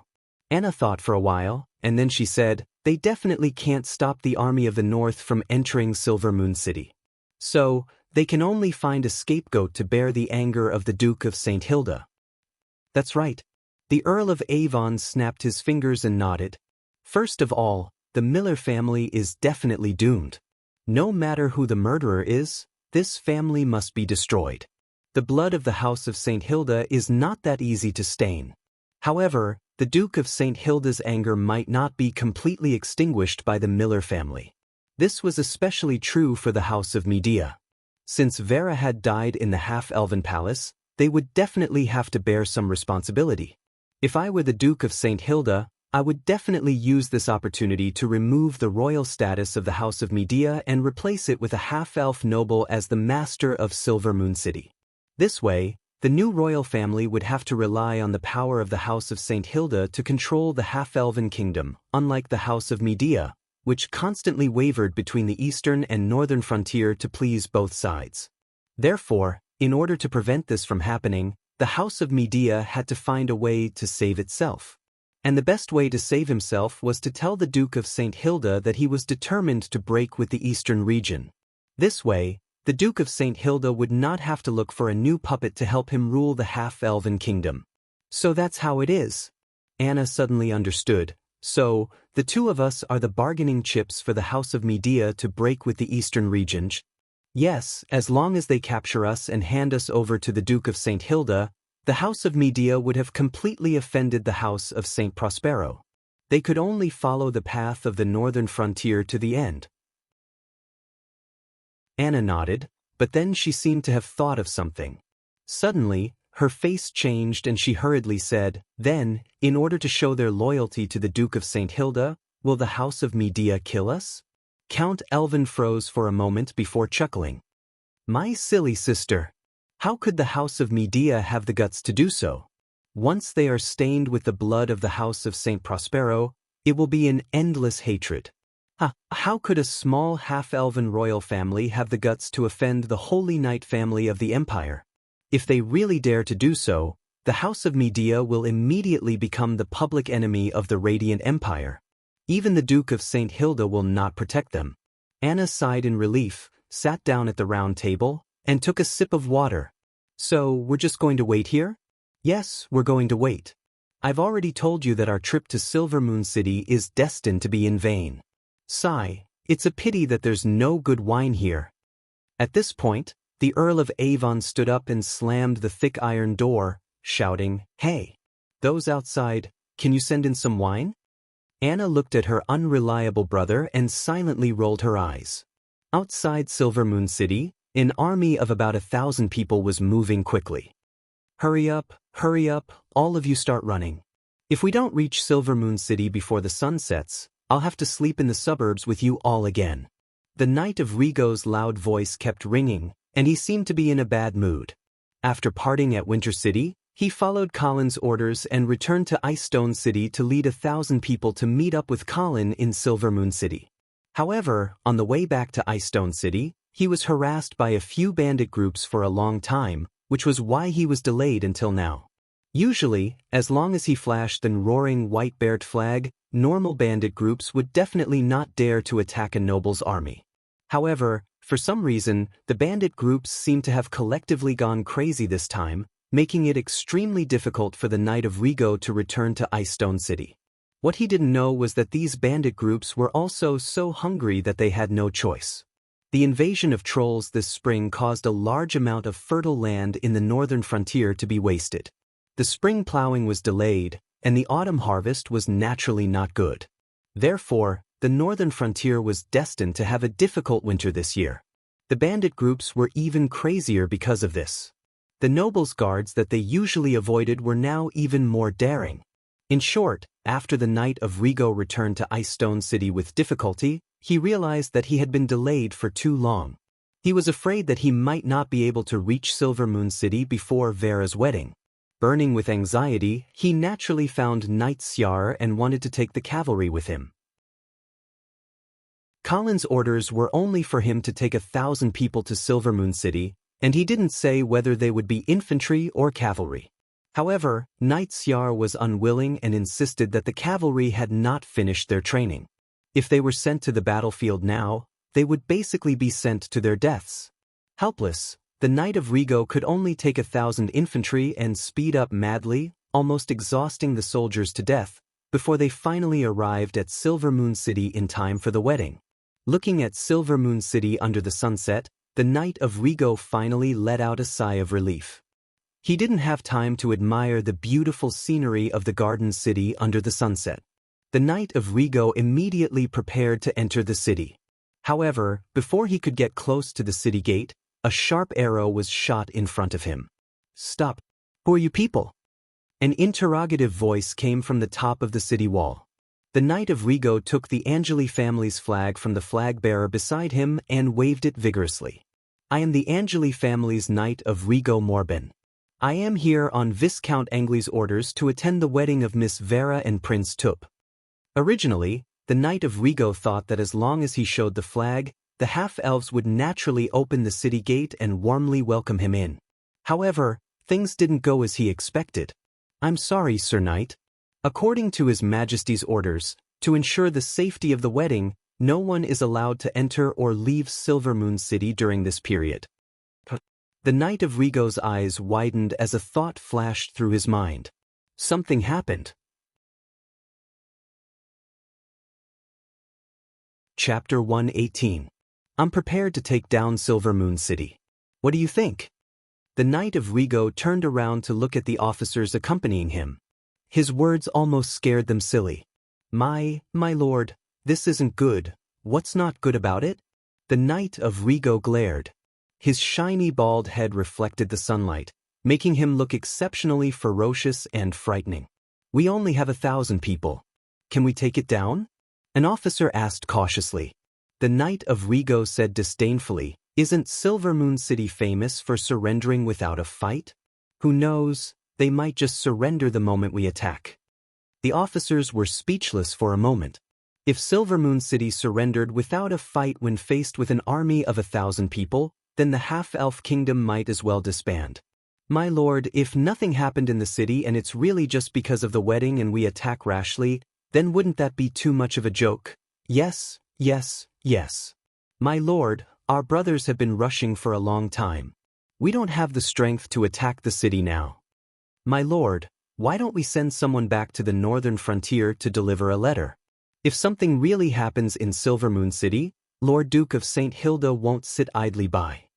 Hearing that his officers were unanimously against attacking the city, the Knight of Rigo immediately snorted unhappily. However, he wasn't a completely reckless madman. He could still listen to the advice of others. He nodded and said, All right, then we'll set up camp outside the city and rest.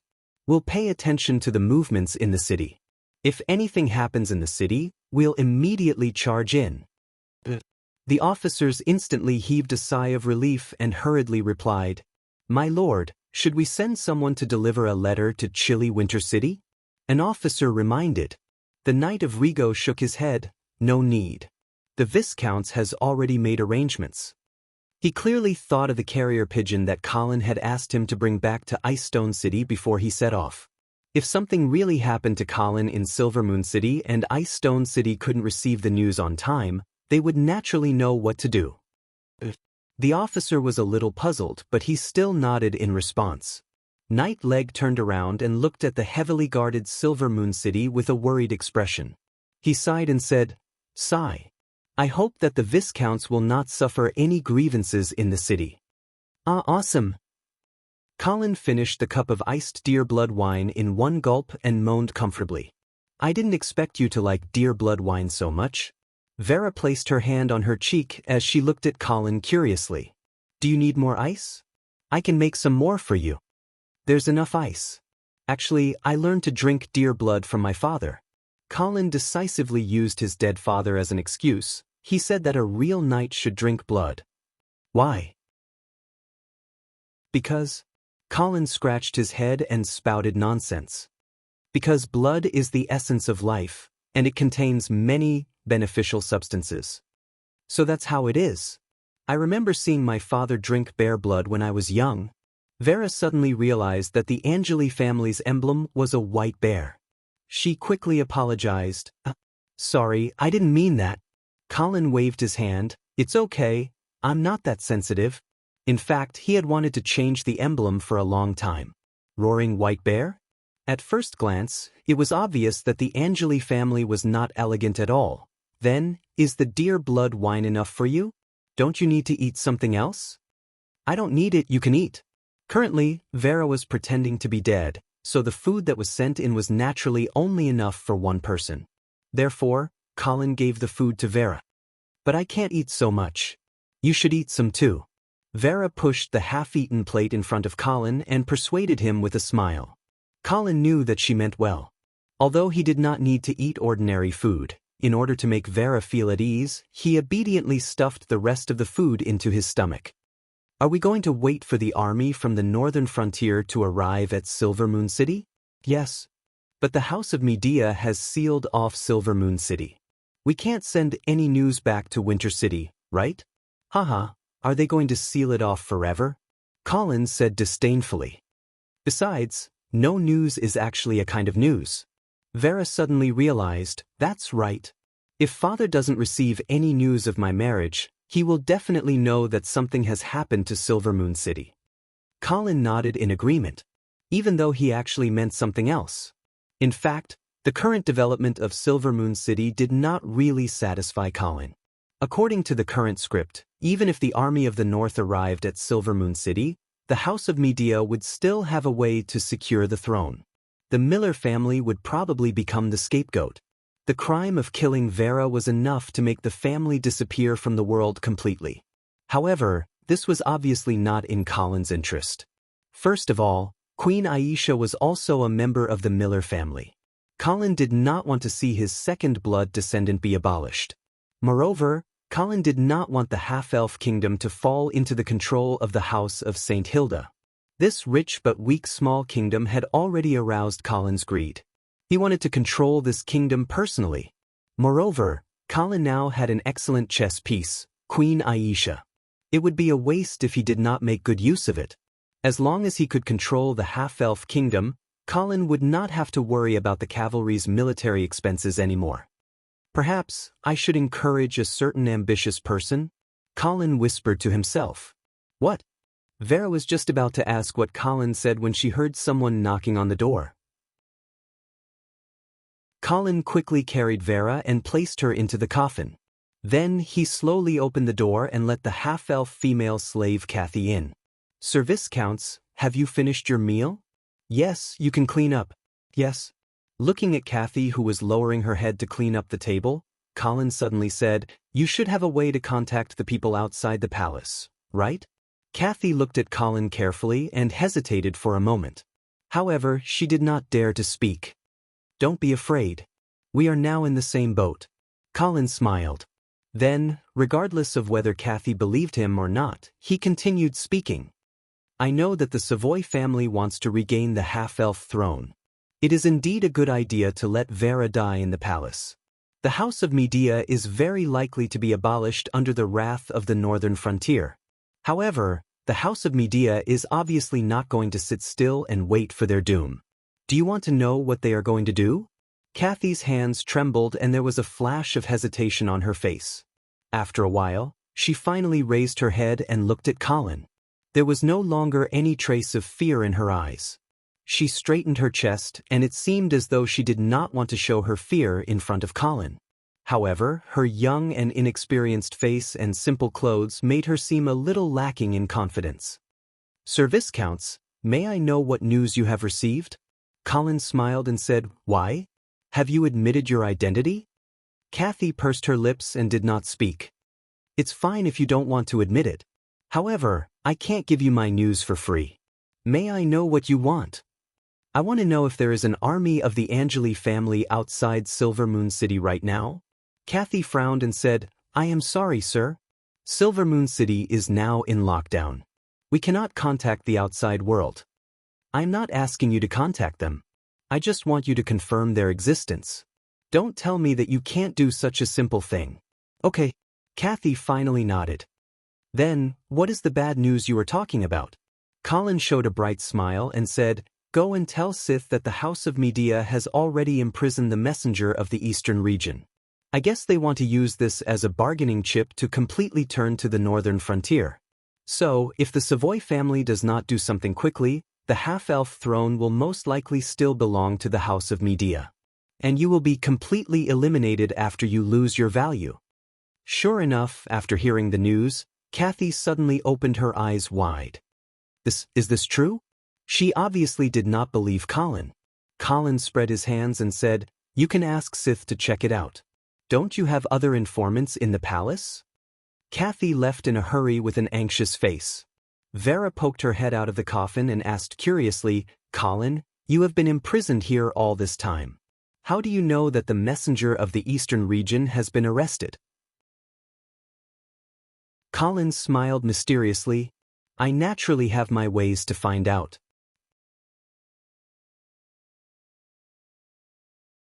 Chapter 119. The streets of Silvery Moon City had become deserted. A middle-aged half-elf pressed down on his hat as he hurriedly walked through the streets filled with fallen leaves. But soon, a group of patrolling guards stopped him. "Name? What are you doing? Where are you going?" After a routine inspection and questioning, Roth was allowed to leave. He walked around the streets for a long time before finally walking into an inconspicuous tavern. After passing through the noisy main hall, Roth entered the kitchen with great familiarity. He was then led into a hidden basement by a chef. "Brother, Kathy sent an urgent message from the palace. Under the dim candlelight, a half-elf in the basement raised his head. It was Sith from the Hyacinth Chamber of Commerce. Sith frowned as he took the small piece of paper from Roth. He said unhappily, "The people from the House of Medea are looking for us. Why would she take the risk to send a message?" Roth sighed, "It should be very important information. In order to send it out, 3 of our spies in the palace have been killed." Sith's frown deepened, but he still patiently flipped open the piece of paper and took out a book from the bookshelf. After he finished translating the ciphertext on the note, his expression instantly became extremely solemn. "What's wrong?" Roth asked worriedly when he saw his brother's expression change. Sith passed the translated piece of paper to his brother and said seriously, "We have to take action. We can't just sit here and wait." After reading the report, Roth said hesitantly, "Brother, but Mr. Shwe, don't bother about that damned Mr. Shwe." Sith said angrily, "The only person we can rely on now is the Duke of St. Hilda." But Roth still seemed to have some doubts. "Brother, it's not like 300 years ago.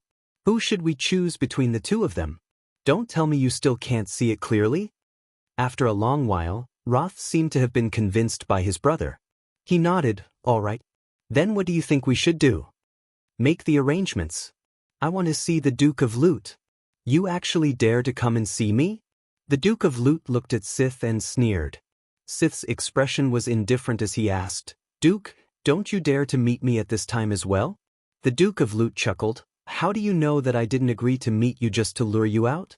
You should know that Prince William is looking for you all over the city." "Then do you know why His Highness is looking for me?" "I heard that it's because of tax evasion by the Hyacinth Chamber of Commerce." "Do you believe this reason?" "Of course not." "What do you think is the reason?" The Duke of Loot sneered and said confidently, "I think it's because of Queen Aisha." Sith rolled his eyes. "How much do you know about me and Her Highness Queen Consort?" "Hee, in the name of cultivating blood roses for the Queen, I'm afraid you've done a lot of things."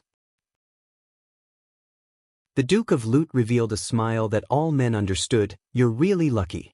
Queen Aisha, that beautiful rose, actually took a fancy to a lowly commoner like you." Sith was stunned. He originally thought that his secret with Queen Aisha had been seen through by the Duke of Loot, but he didn't expect, "Your Excellency the Duke, your eyes are truly sharp." The Duke of Loot had a complacent look as he snorted, "In the palace, there aren't many things that can be hidden from my eyes." Right. Sith suppressed his laughter. "Then are you going to capture me and bring me to His Majesty?" "That'll depend on your performance." The Duke of Loot smiled. "Although your Hyacinth Chamber of Commerce has been seized, I believe that you must have your own little treasury. So, you want money? Also?" The Duke of Loot's eyes flashed with a lustful light. "You've been with Queen Aisha for so long, you must have something on her, right? Give it to me. Then, you can use it to blackmail Queen Aisha and get close to her?" Sith's eyes were a little strange. The Duke of Loot snorted, as if silently agreeing. Sith couldn't help but laugh. He shook his head and sighed, "Duke, you misunderstand. Queen Aisha and I don't have that kind of relationship. However, if you really want to get close to her, I might be able to help you." The Duke of Loot felt that Sith was just being stubborn, but when he heard the last part, he couldn't help but ask, "How can you help?" "I can help you attack the palace. When that happens, all the half-elf beauties in the palace, including Queen Aisha, will be yours." The Duke of Loot glared at him and said angrily, "Are you playing with me?" "I'm serious, Duke." Sith put his hand on his chest and bowed with a serious face. "Ha, you lowly commoner, you dare to play with a noble. Do you really think that I don't dare to kill you?" Faced with the Duke of Loot's threat, Sith actually laughed. "Duke, I'm not a lowly commoner." "What did you say?" "My surname is Savoy." Savoy?" "Savoy." The Duke of Loot stood up from his seat and looked at Sith in disbelief. Sith also straightened his chest and met the Duke of Loot's gaze without backing down. Then, in order to make the Duke of Loot believe his identity, Sith took out an intricate badge. Golden-winged sparrow. The moment the Duke of Loot saw the badge, he finally confirmed Sith's true identity. He really was the descendant of the previous royal family of the Half-Elf Kingdom, that's golden-winged sparrow, Savoy family. No wonder Prince William wanted to capture you so badly. The Duke of Lute suddenly realized. Duke, now you know that I wasn't lying when I asked you to attack the palace with me. Are you crazy? So what if you're from the Savoy family? Do you think that this is 300 years ago? Do you think that just by revealing your identity, you can make me obey your orders? Wake up, the current royal family of the half-elves is the House of Medea. Sith also laughed. Duke, if you don't do as I say, do you think that the records of our previous interactions will be sent to His Majesty? The Duke of Lute panicked, but he still tried to act tough. Will His Majesty believe you? Why not? Do you know that I have a habit of keeping records? I have a detailed record of every bribe that I have given you in the past. Not only you, but also your clansmen and your loyal subordinates.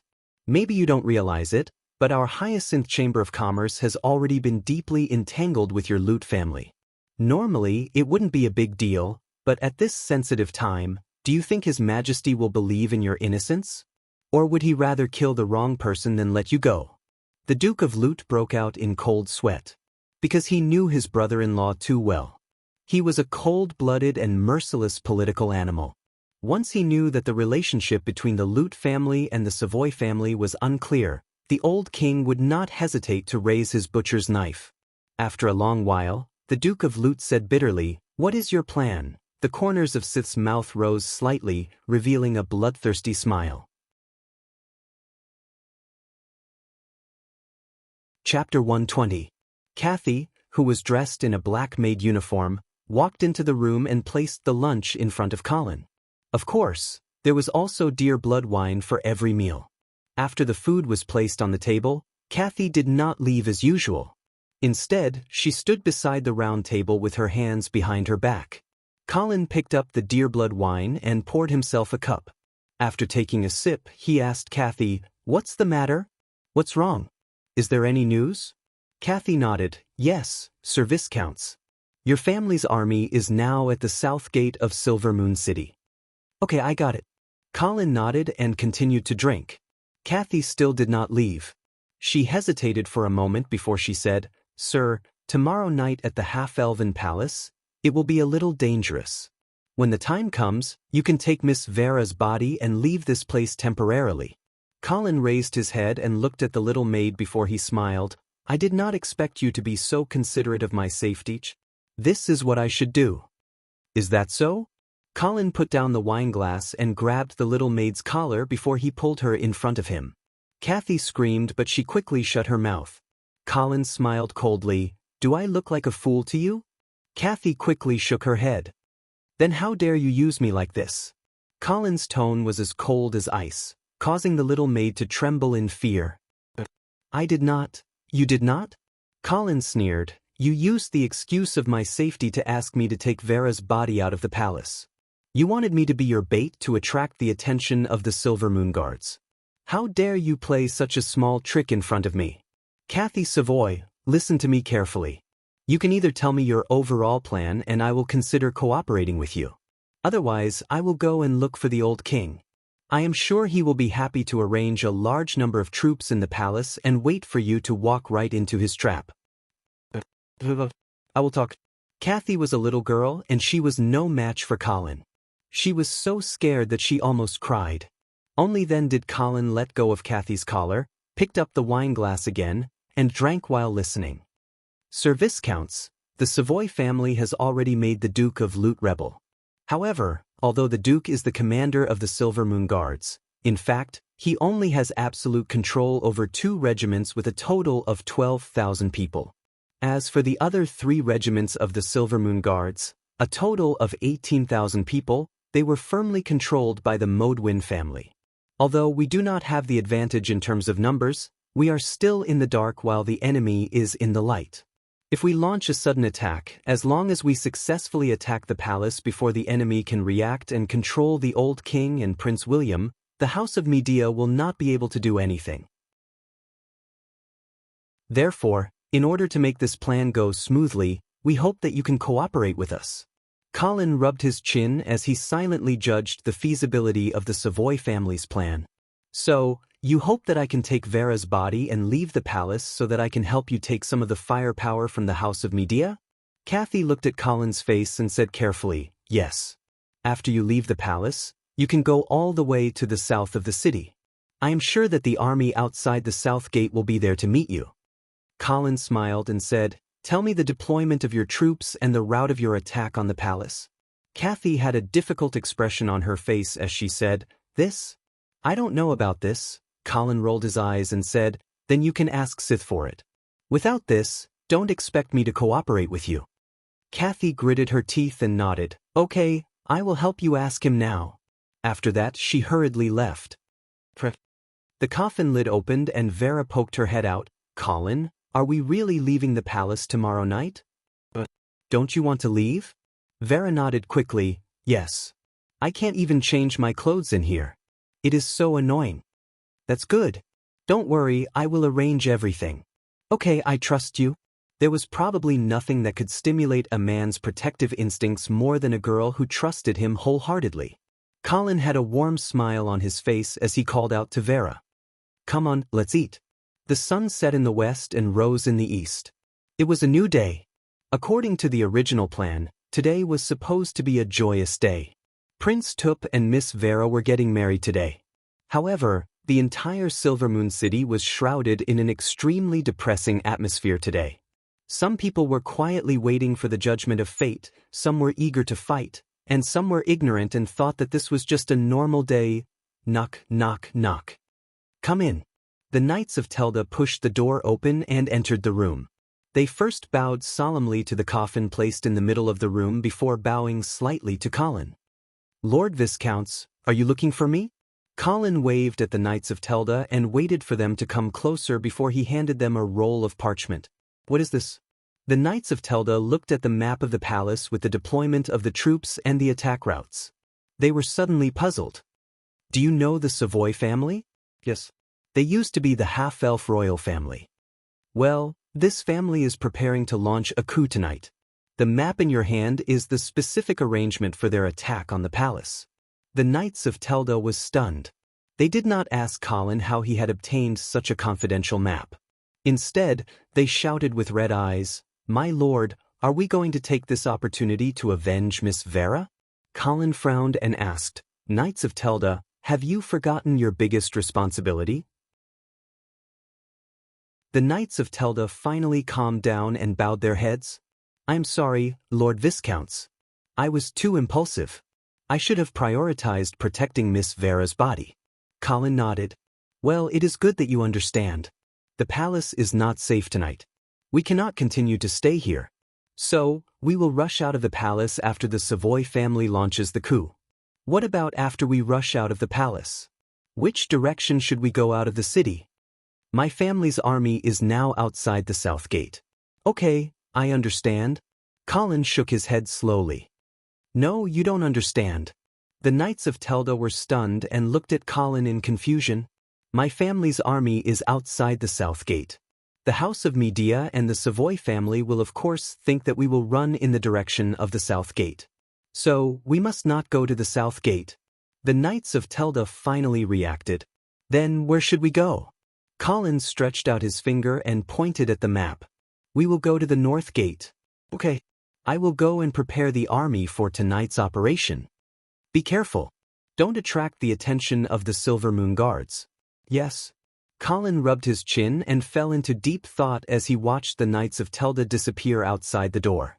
However, he was not worried about tonight's operation. Instead, he was thinking about something else. Last time in Queen Consort's palace, Colin stole a lot of blood from the Knights of Telda while they were unconscious. However, the strange thing was that the blood did not help him to advance to the Fourth Order.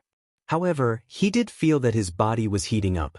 So, it was not that the blood of the Knights of Telda did not have any effect. It should be that the dosage was not enough. In fact, this was one of the reasons why Colin had to instigate this coup. In addition to creating chaos so that he could take advantage of the chaos to take control of the half-elf kingdom, he also hoped to find the blood of high-level knights in this coup. This should not be difficult. After all, tonight was destined to be a night of bloodshed.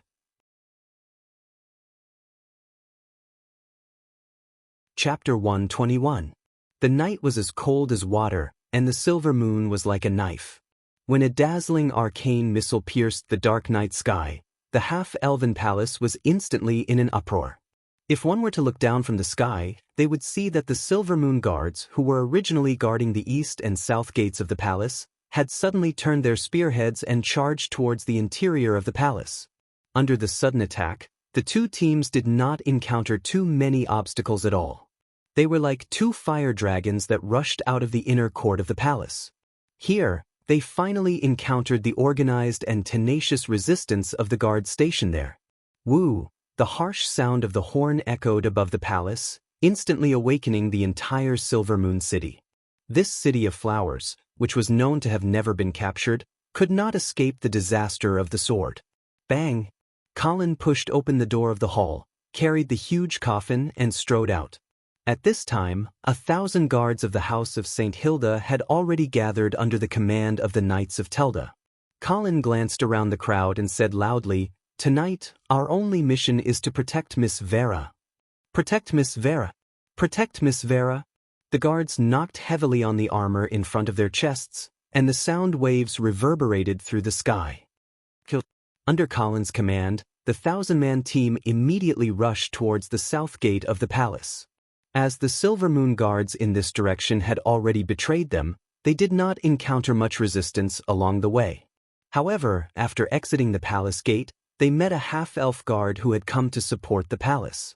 Due to the lag in the transmission of information, the Silver Moon guards on the opposite side did not know what was going on in the palace. They only rushed over when they heard the bugle call for help. At this time, when they met the guards of the House of St. Hilda who were full of murderous intent, they naturally thought that the bugle call was for them, so they decisively drew their swords. The Knights of Telda roared and led the charge. Although the half-elves had the advantage in numbers, their race was not good at fighting. The so-called Silver Moon Guard was just for show, and had not experienced many cruel battles. How could they compare to the army of the North, which had fought their way out of a war of blood and fire? Moreover, because of Vera's death, St. Hilda's bodyguards could be considered as a mourning army. They had long wanted to cause a bloody storm in Silver Moon City, but they had been suppressed by Colin. Now that Colin had completely let go of the wild beast's noose, the guards of the House of St. Hilda, who were already prepared to die, immediately charged towards the half-elf guards like crazy. As a result, the battle was extremely intense from the beginning. Colin was instantly sent flying by the huge force from the sword, crashing heavily into the wall beside the palace gate. However, he did not seem to be seriously injured. He got up without saying anything and ran in the direction of the Knights of Telda. As expected, the difference between 4th grade and 3rd grade was too great. There was no way to fight this battle. Colin ran at full speed, but the armored knight behind him was not slow either. Furthermore, he seemed to know Colin's identity and understood the principle of capturing the ringleader first. He was determined to chase after Colin. Along the way, the guards of the House of St. Hilda hurriedly tried to rescue Colin, but they were all swatted away by the half-elf armored knight like flies. Finally, the Knights of Telda also noticed the situation on Colin's side. They hurriedly abandoned the enemy in front of them and prepared to turn back to rescue him. The half-elf armored knight seemed to have realized that something was wrong and stomped on the ground with both feet. Asterisk boom. Asterisk the ground instantly exploded, and gravel and dirt flew everywhere. The half-elf armored knight turned into a ray of golden light and crashed directly into Colin's back. Asterisk poo. Asterisk Colin felt as if he had been hit by a truck, and he spat out blood. Ding. A spear was pressed against Colin's breastplate. The half-elf armored knight took off his mask, revealing a square and dignified face. "Sir Viscount Angley, please ask your subordinates to stop resisting. The House of Medea has no intention to..." Asterisk. A dagger pierced through the gap in the armor and into the side of the half-elf armored knight's waist. He cried out in pain and roared, "You don't know what's good for you." Seeing that Colin did not stop and still wanted to resist, the half-elf armored knight no longer hesitated. The spear in his hand pressed down and pierced through Colin's chest. "Sir Viscounts." The Knights of Telda saw this scene and roared as they rushed over. The half-elf armored knight was prepared to break away from Colin and face the Knights of Telda, but he realized that the supposedly dead Viscount Angley under him was suddenly laughing and hugging him. The half-elf armored knight was scared out of his wits. He twisted the spear in his hand like a madman, and at the same time tried to break free from Colin's embrace. However, Colin's hands held on tightly to the half-elf armored knight. "Come on, play with your life."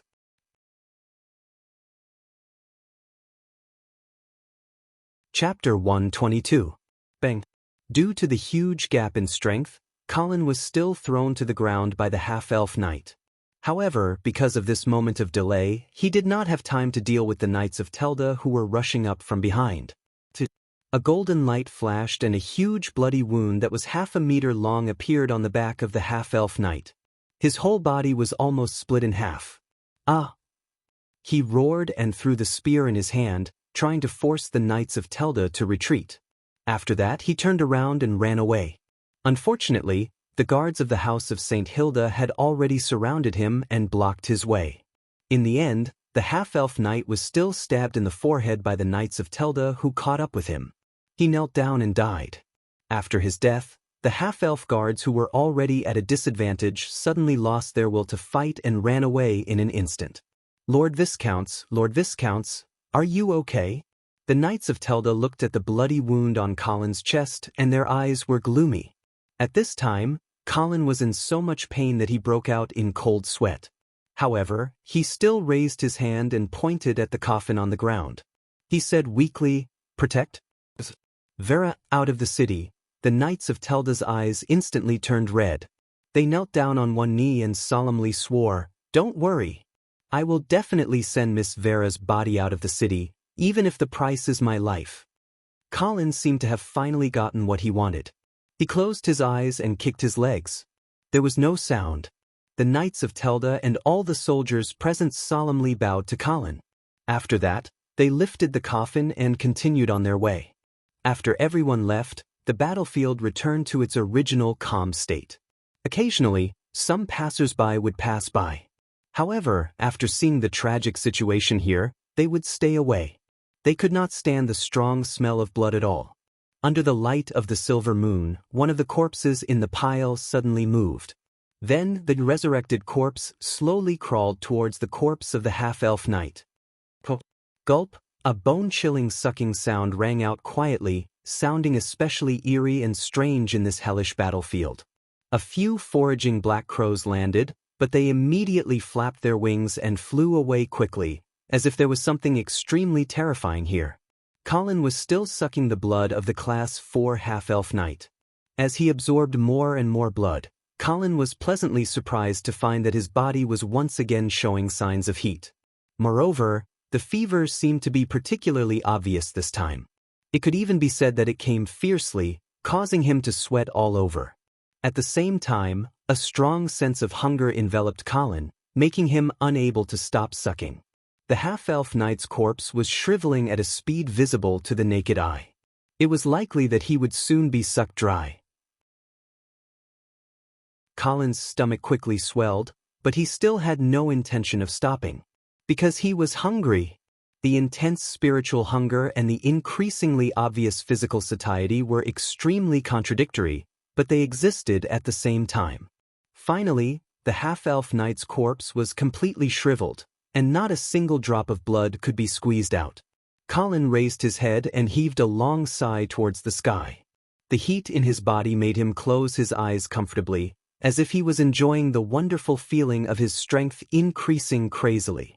But soon, this comfortable and wonderful feeling disappeared. Colin was shocked to find that the blood in his body was crazily circulating and boiling. A strange vibrating sound came from Colin's body, as if hundreds of bees were letting out ear-piercing cries. This vibrating sound gradually became unified, and the pitch was also changing. In the end, it finally became a sound similar to a bell. At this moment, Colin was like a cooked lobster. His skin was flushed red, and it was even covered with small red dots, as if the excessive blood in his body was trying to seep out. Thump. Colin's heart that had long stopped beating actually started beating again. He could not help but clutch his chest. Because the beating just now was so loud, he almost cried out in pain. Thump. Another beat. Colin finally could not help but let out a low roar. At the same time, he was puzzled. What was going on with him? Was the reaction to advancing to rank 4 so big? Thump, thump, thump. His heart seemed to have suddenly been rejuvenated, beating faster and faster. Colin let out a low roar, no longer caring about what was going on, and no longer suppressing the changes in his body. With the sudden recovery of his heart, the blood in Colin's body started to boil even more violently. The muscles all over his body started to expand due to the blood rush, and even started to be covered with a layer of blood-red lines.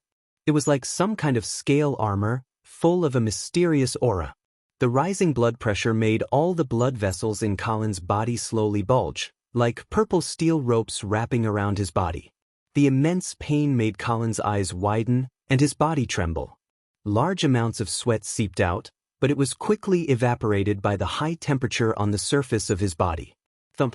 Under the intense pain, Colin fiercely punched the ground. His blue veins bulged on his fist as it collided with the ground. Invisible ripples that seemed to have materialized splashed out and spread toward Western Zhou. The ground instantly caved in, revealing a clear fist imprint.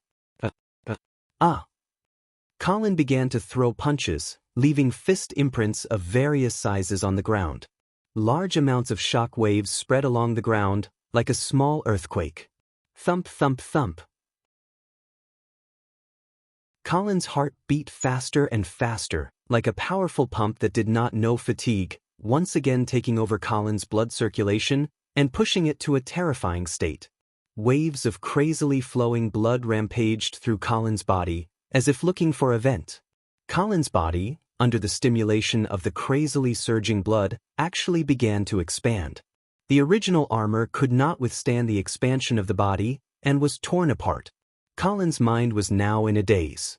The whole world in front of him had been covered by a layer of blood-red gauze.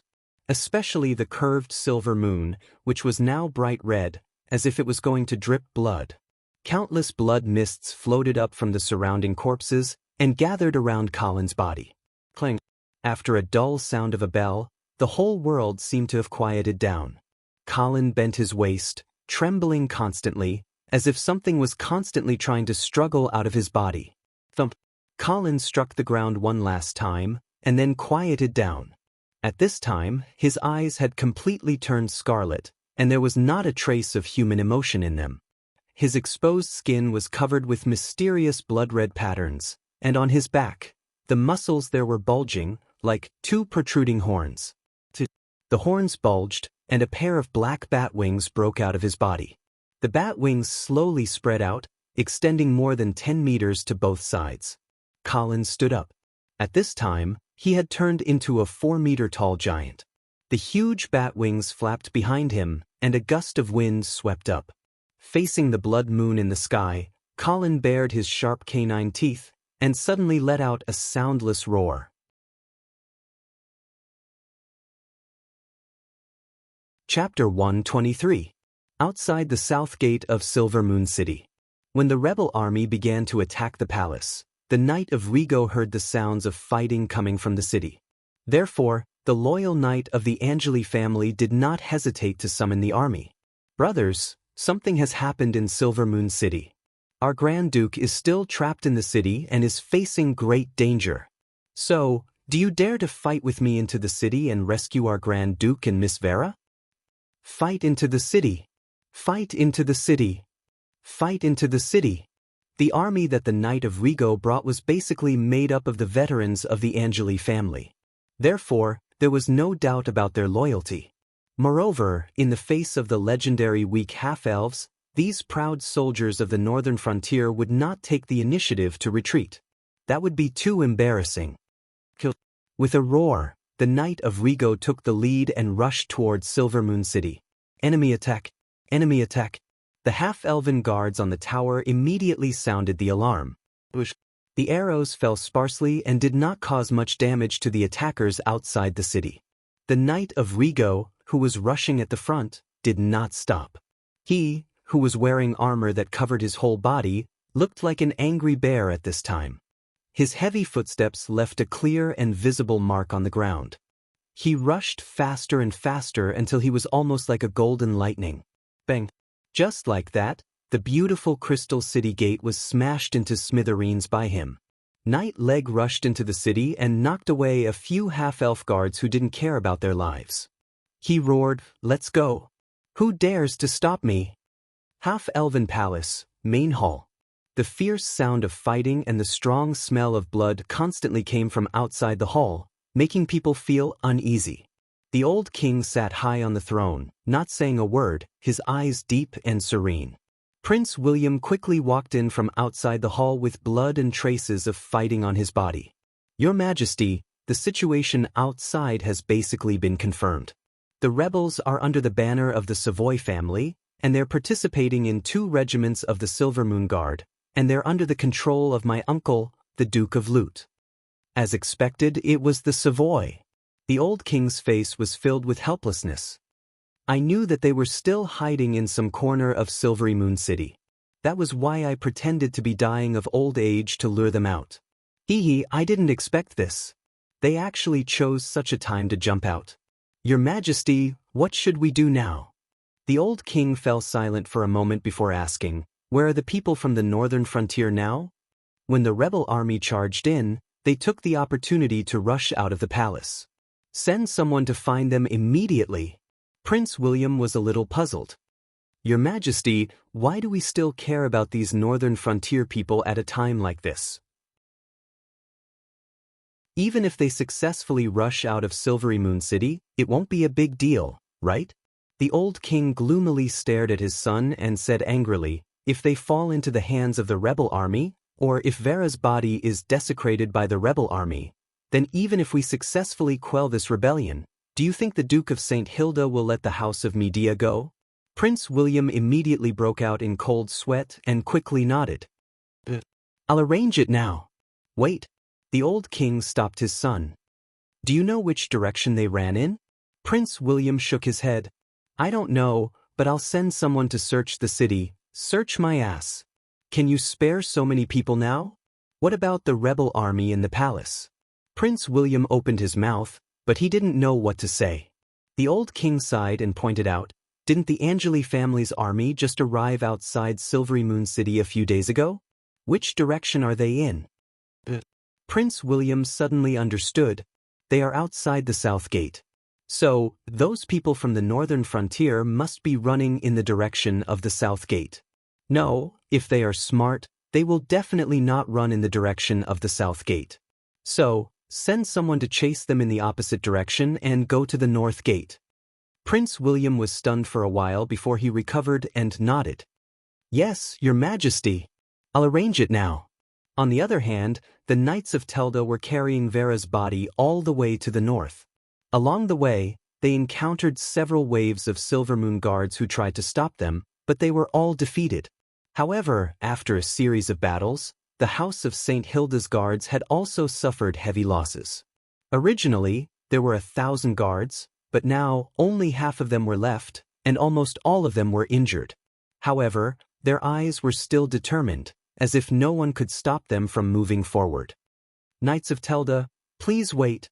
Another wave of Silvermoon guards blocked their way.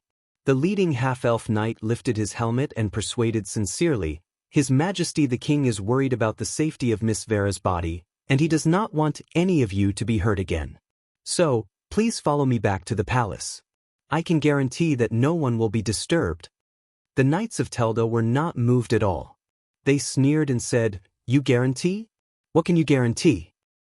Go back and quell the rebellion first before you talk to me.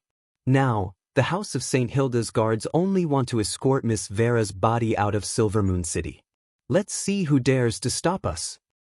Knights of Telda, His Majesty the King really does not have any malicious intentions. Please believe us. No malicious intentions? The Knights of Telda sneered and interrupted. Then, why did you lock us in the palace and block us from contacting the outside world? The half-elf knight was suddenly speechless.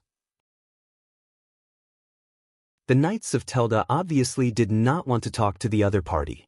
They immediately pulled out their swords and shouted, "Either you get out of the way, or we fight to the death. Make your choice." The half-elf knight looked dignified and did not answer. However, he did not move out of the way. The Knights of Telda obviously understood the other party's intention. They immediately shouted, "Kill." They immediately took the lead and rushed forward. The two sides immediately engaged in a fierce battle. However, no matter how fierce the battle was, both sides deliberately avoided the place where Vera's coffin was placed. Obviously, the Silvermoon guards also understood the importance of the coffin. They were afraid that they would accidentally affect it during the battle. Therefore they stayed far away. However, just as the two sides were engaged in a fierce battle, a strong figure suddenly rushed out from the darkness. He was extremely fast and without any hesitation. He rushed towards the coffin in the middle of the battlefield. The Knights of Telda who had been paying attention to the coffin immediately forced the opponent to retreat. He turned around and shouted, "Quick! Stop him! His target is Miss Vera." The half-elf knight who was fighting with the Knights of Telda was also shocked at this time. He shouted almost at the same time, "Stop him!" The two knights who were originally fighting to the death chose to temporarily stop fighting at this time. They rushed towards the coffin in the middle of the battlefield. Unfortunately, they were still one step too late. The mysterious knight who suddenly appeared was like a charging tank. He knocked down all the soldiers who were blocking his way and arrived in front of the coffin without any hindrance. Then, without any hesitation, the man decisively drew a golden semicircle with his sword and bombarded Vera's coffin. Bang! With a loud bang, the coffin was torn apart. Countless small wood chips flew everywhere. "No!" The Knights of Telda and the half-elf knight roared in despair at the same time. However, their expressions immediately froze on their faces. This was because there were only wood chips flying in the middle of the battlefield. There were no bones. That coffin, it was an empty coffin. The half-elf knight immediately reacted and scolded, "We have been fooled. This is bait." The Knights of Telda also looked at the flying wood chips in a daze. It took them a long time to recover. Could this be Viscount Angley's plan? Then, where is Miss Vera at this time?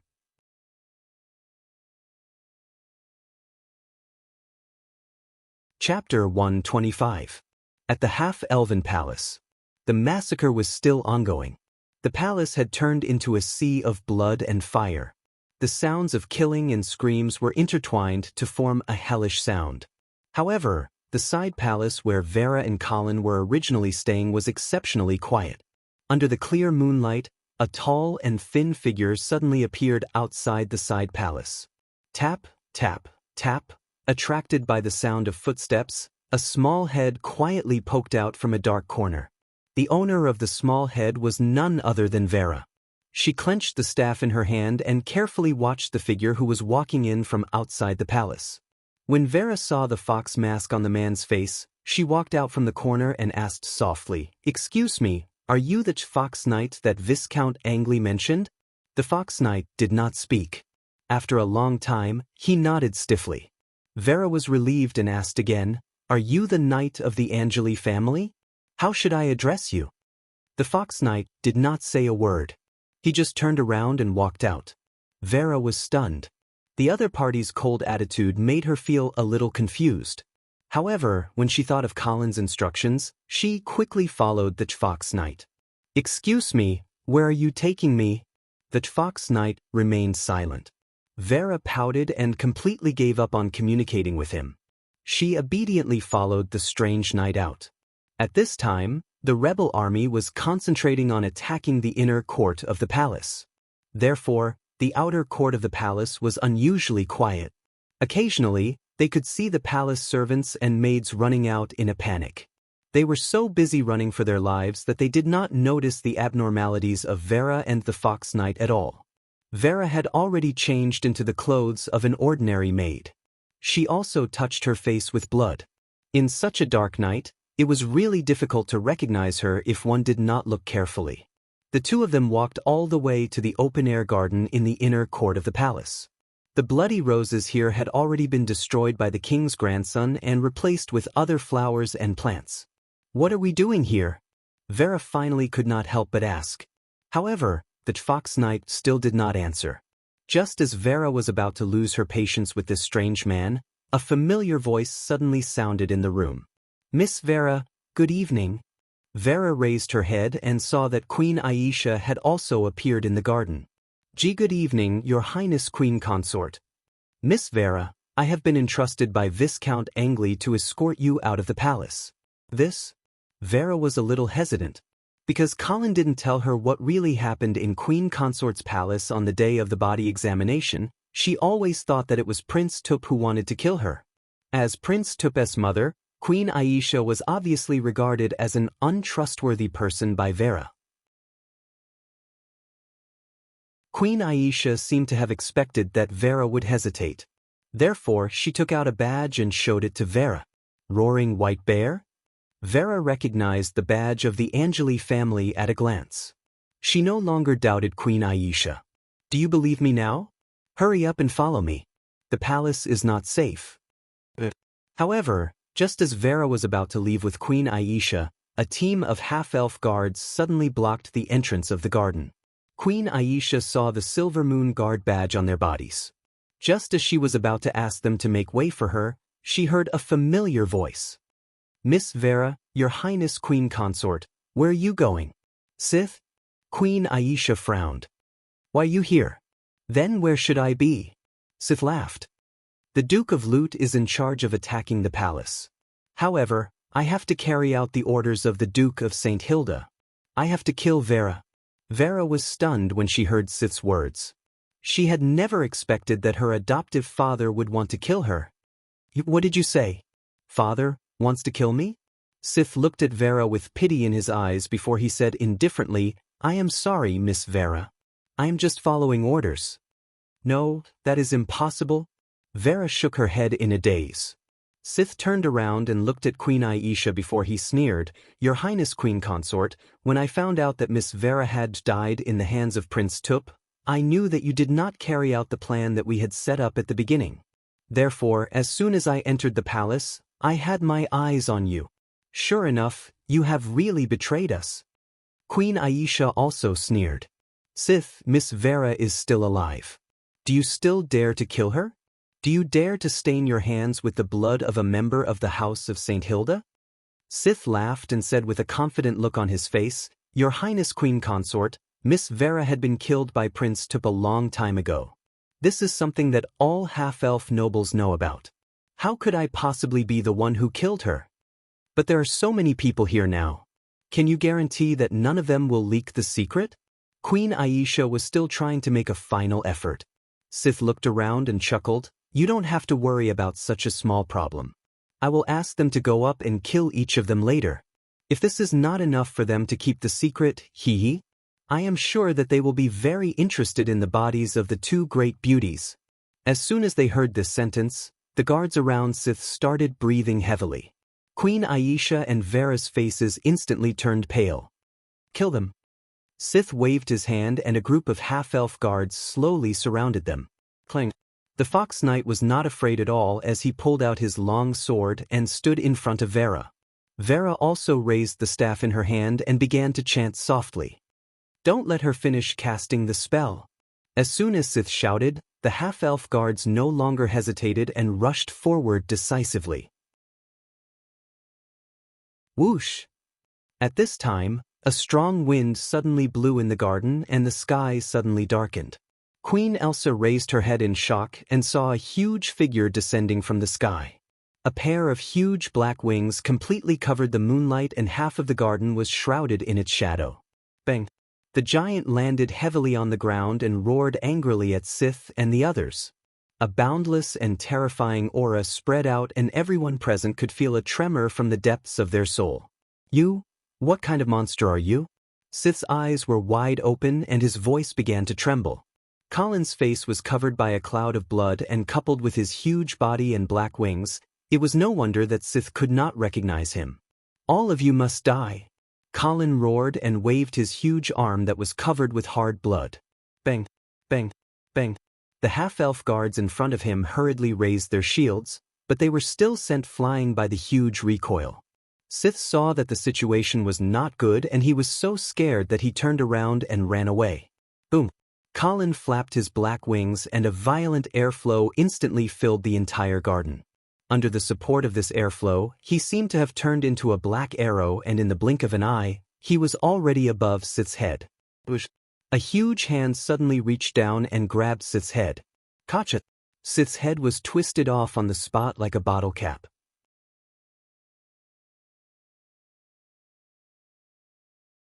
Chapter 126. Brother, what's going on outside? In the prison, Anna could hear the faint sounds of killing outside and could not help but ask. The Earl of Avon tilted his head and listened for a while before he wondered, did the army of the North arrive at Silvermoon City so soon? But then he shook his head and said, no.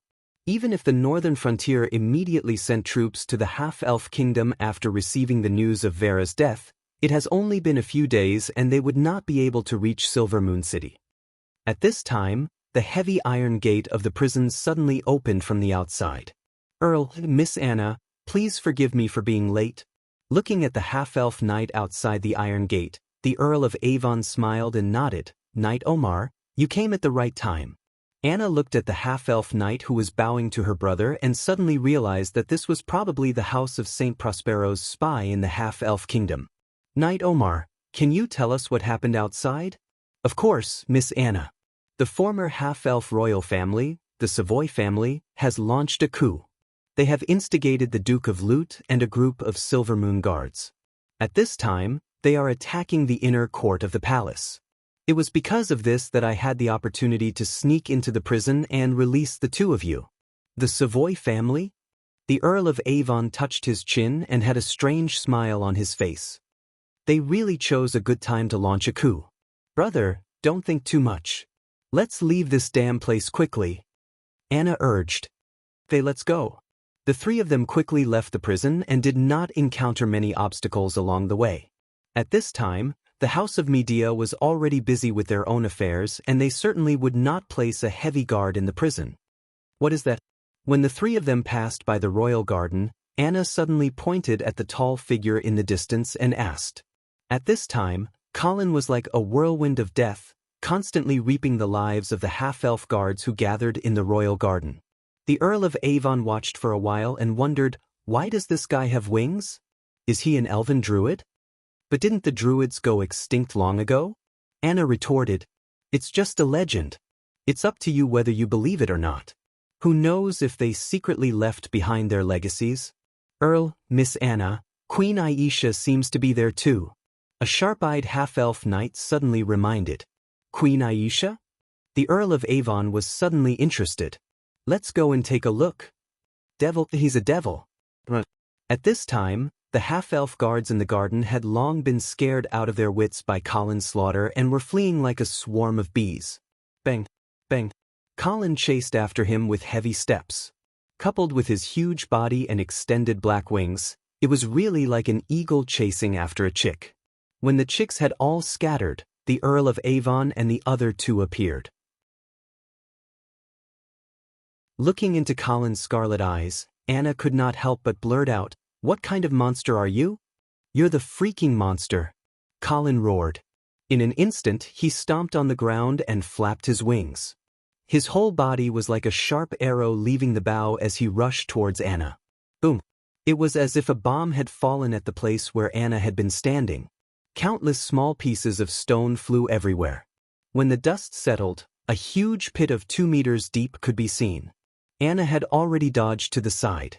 Although she was holding a huge broadsword in her hand, her body was unexpectedly agile and vigorous. She looked like a butterfly as she moved, which made her look unbalanced and strangely beautiful. Under the stimulation of the holy light, the complicated patterns on the surface of the broadsword began to flicker with dazzling electric light.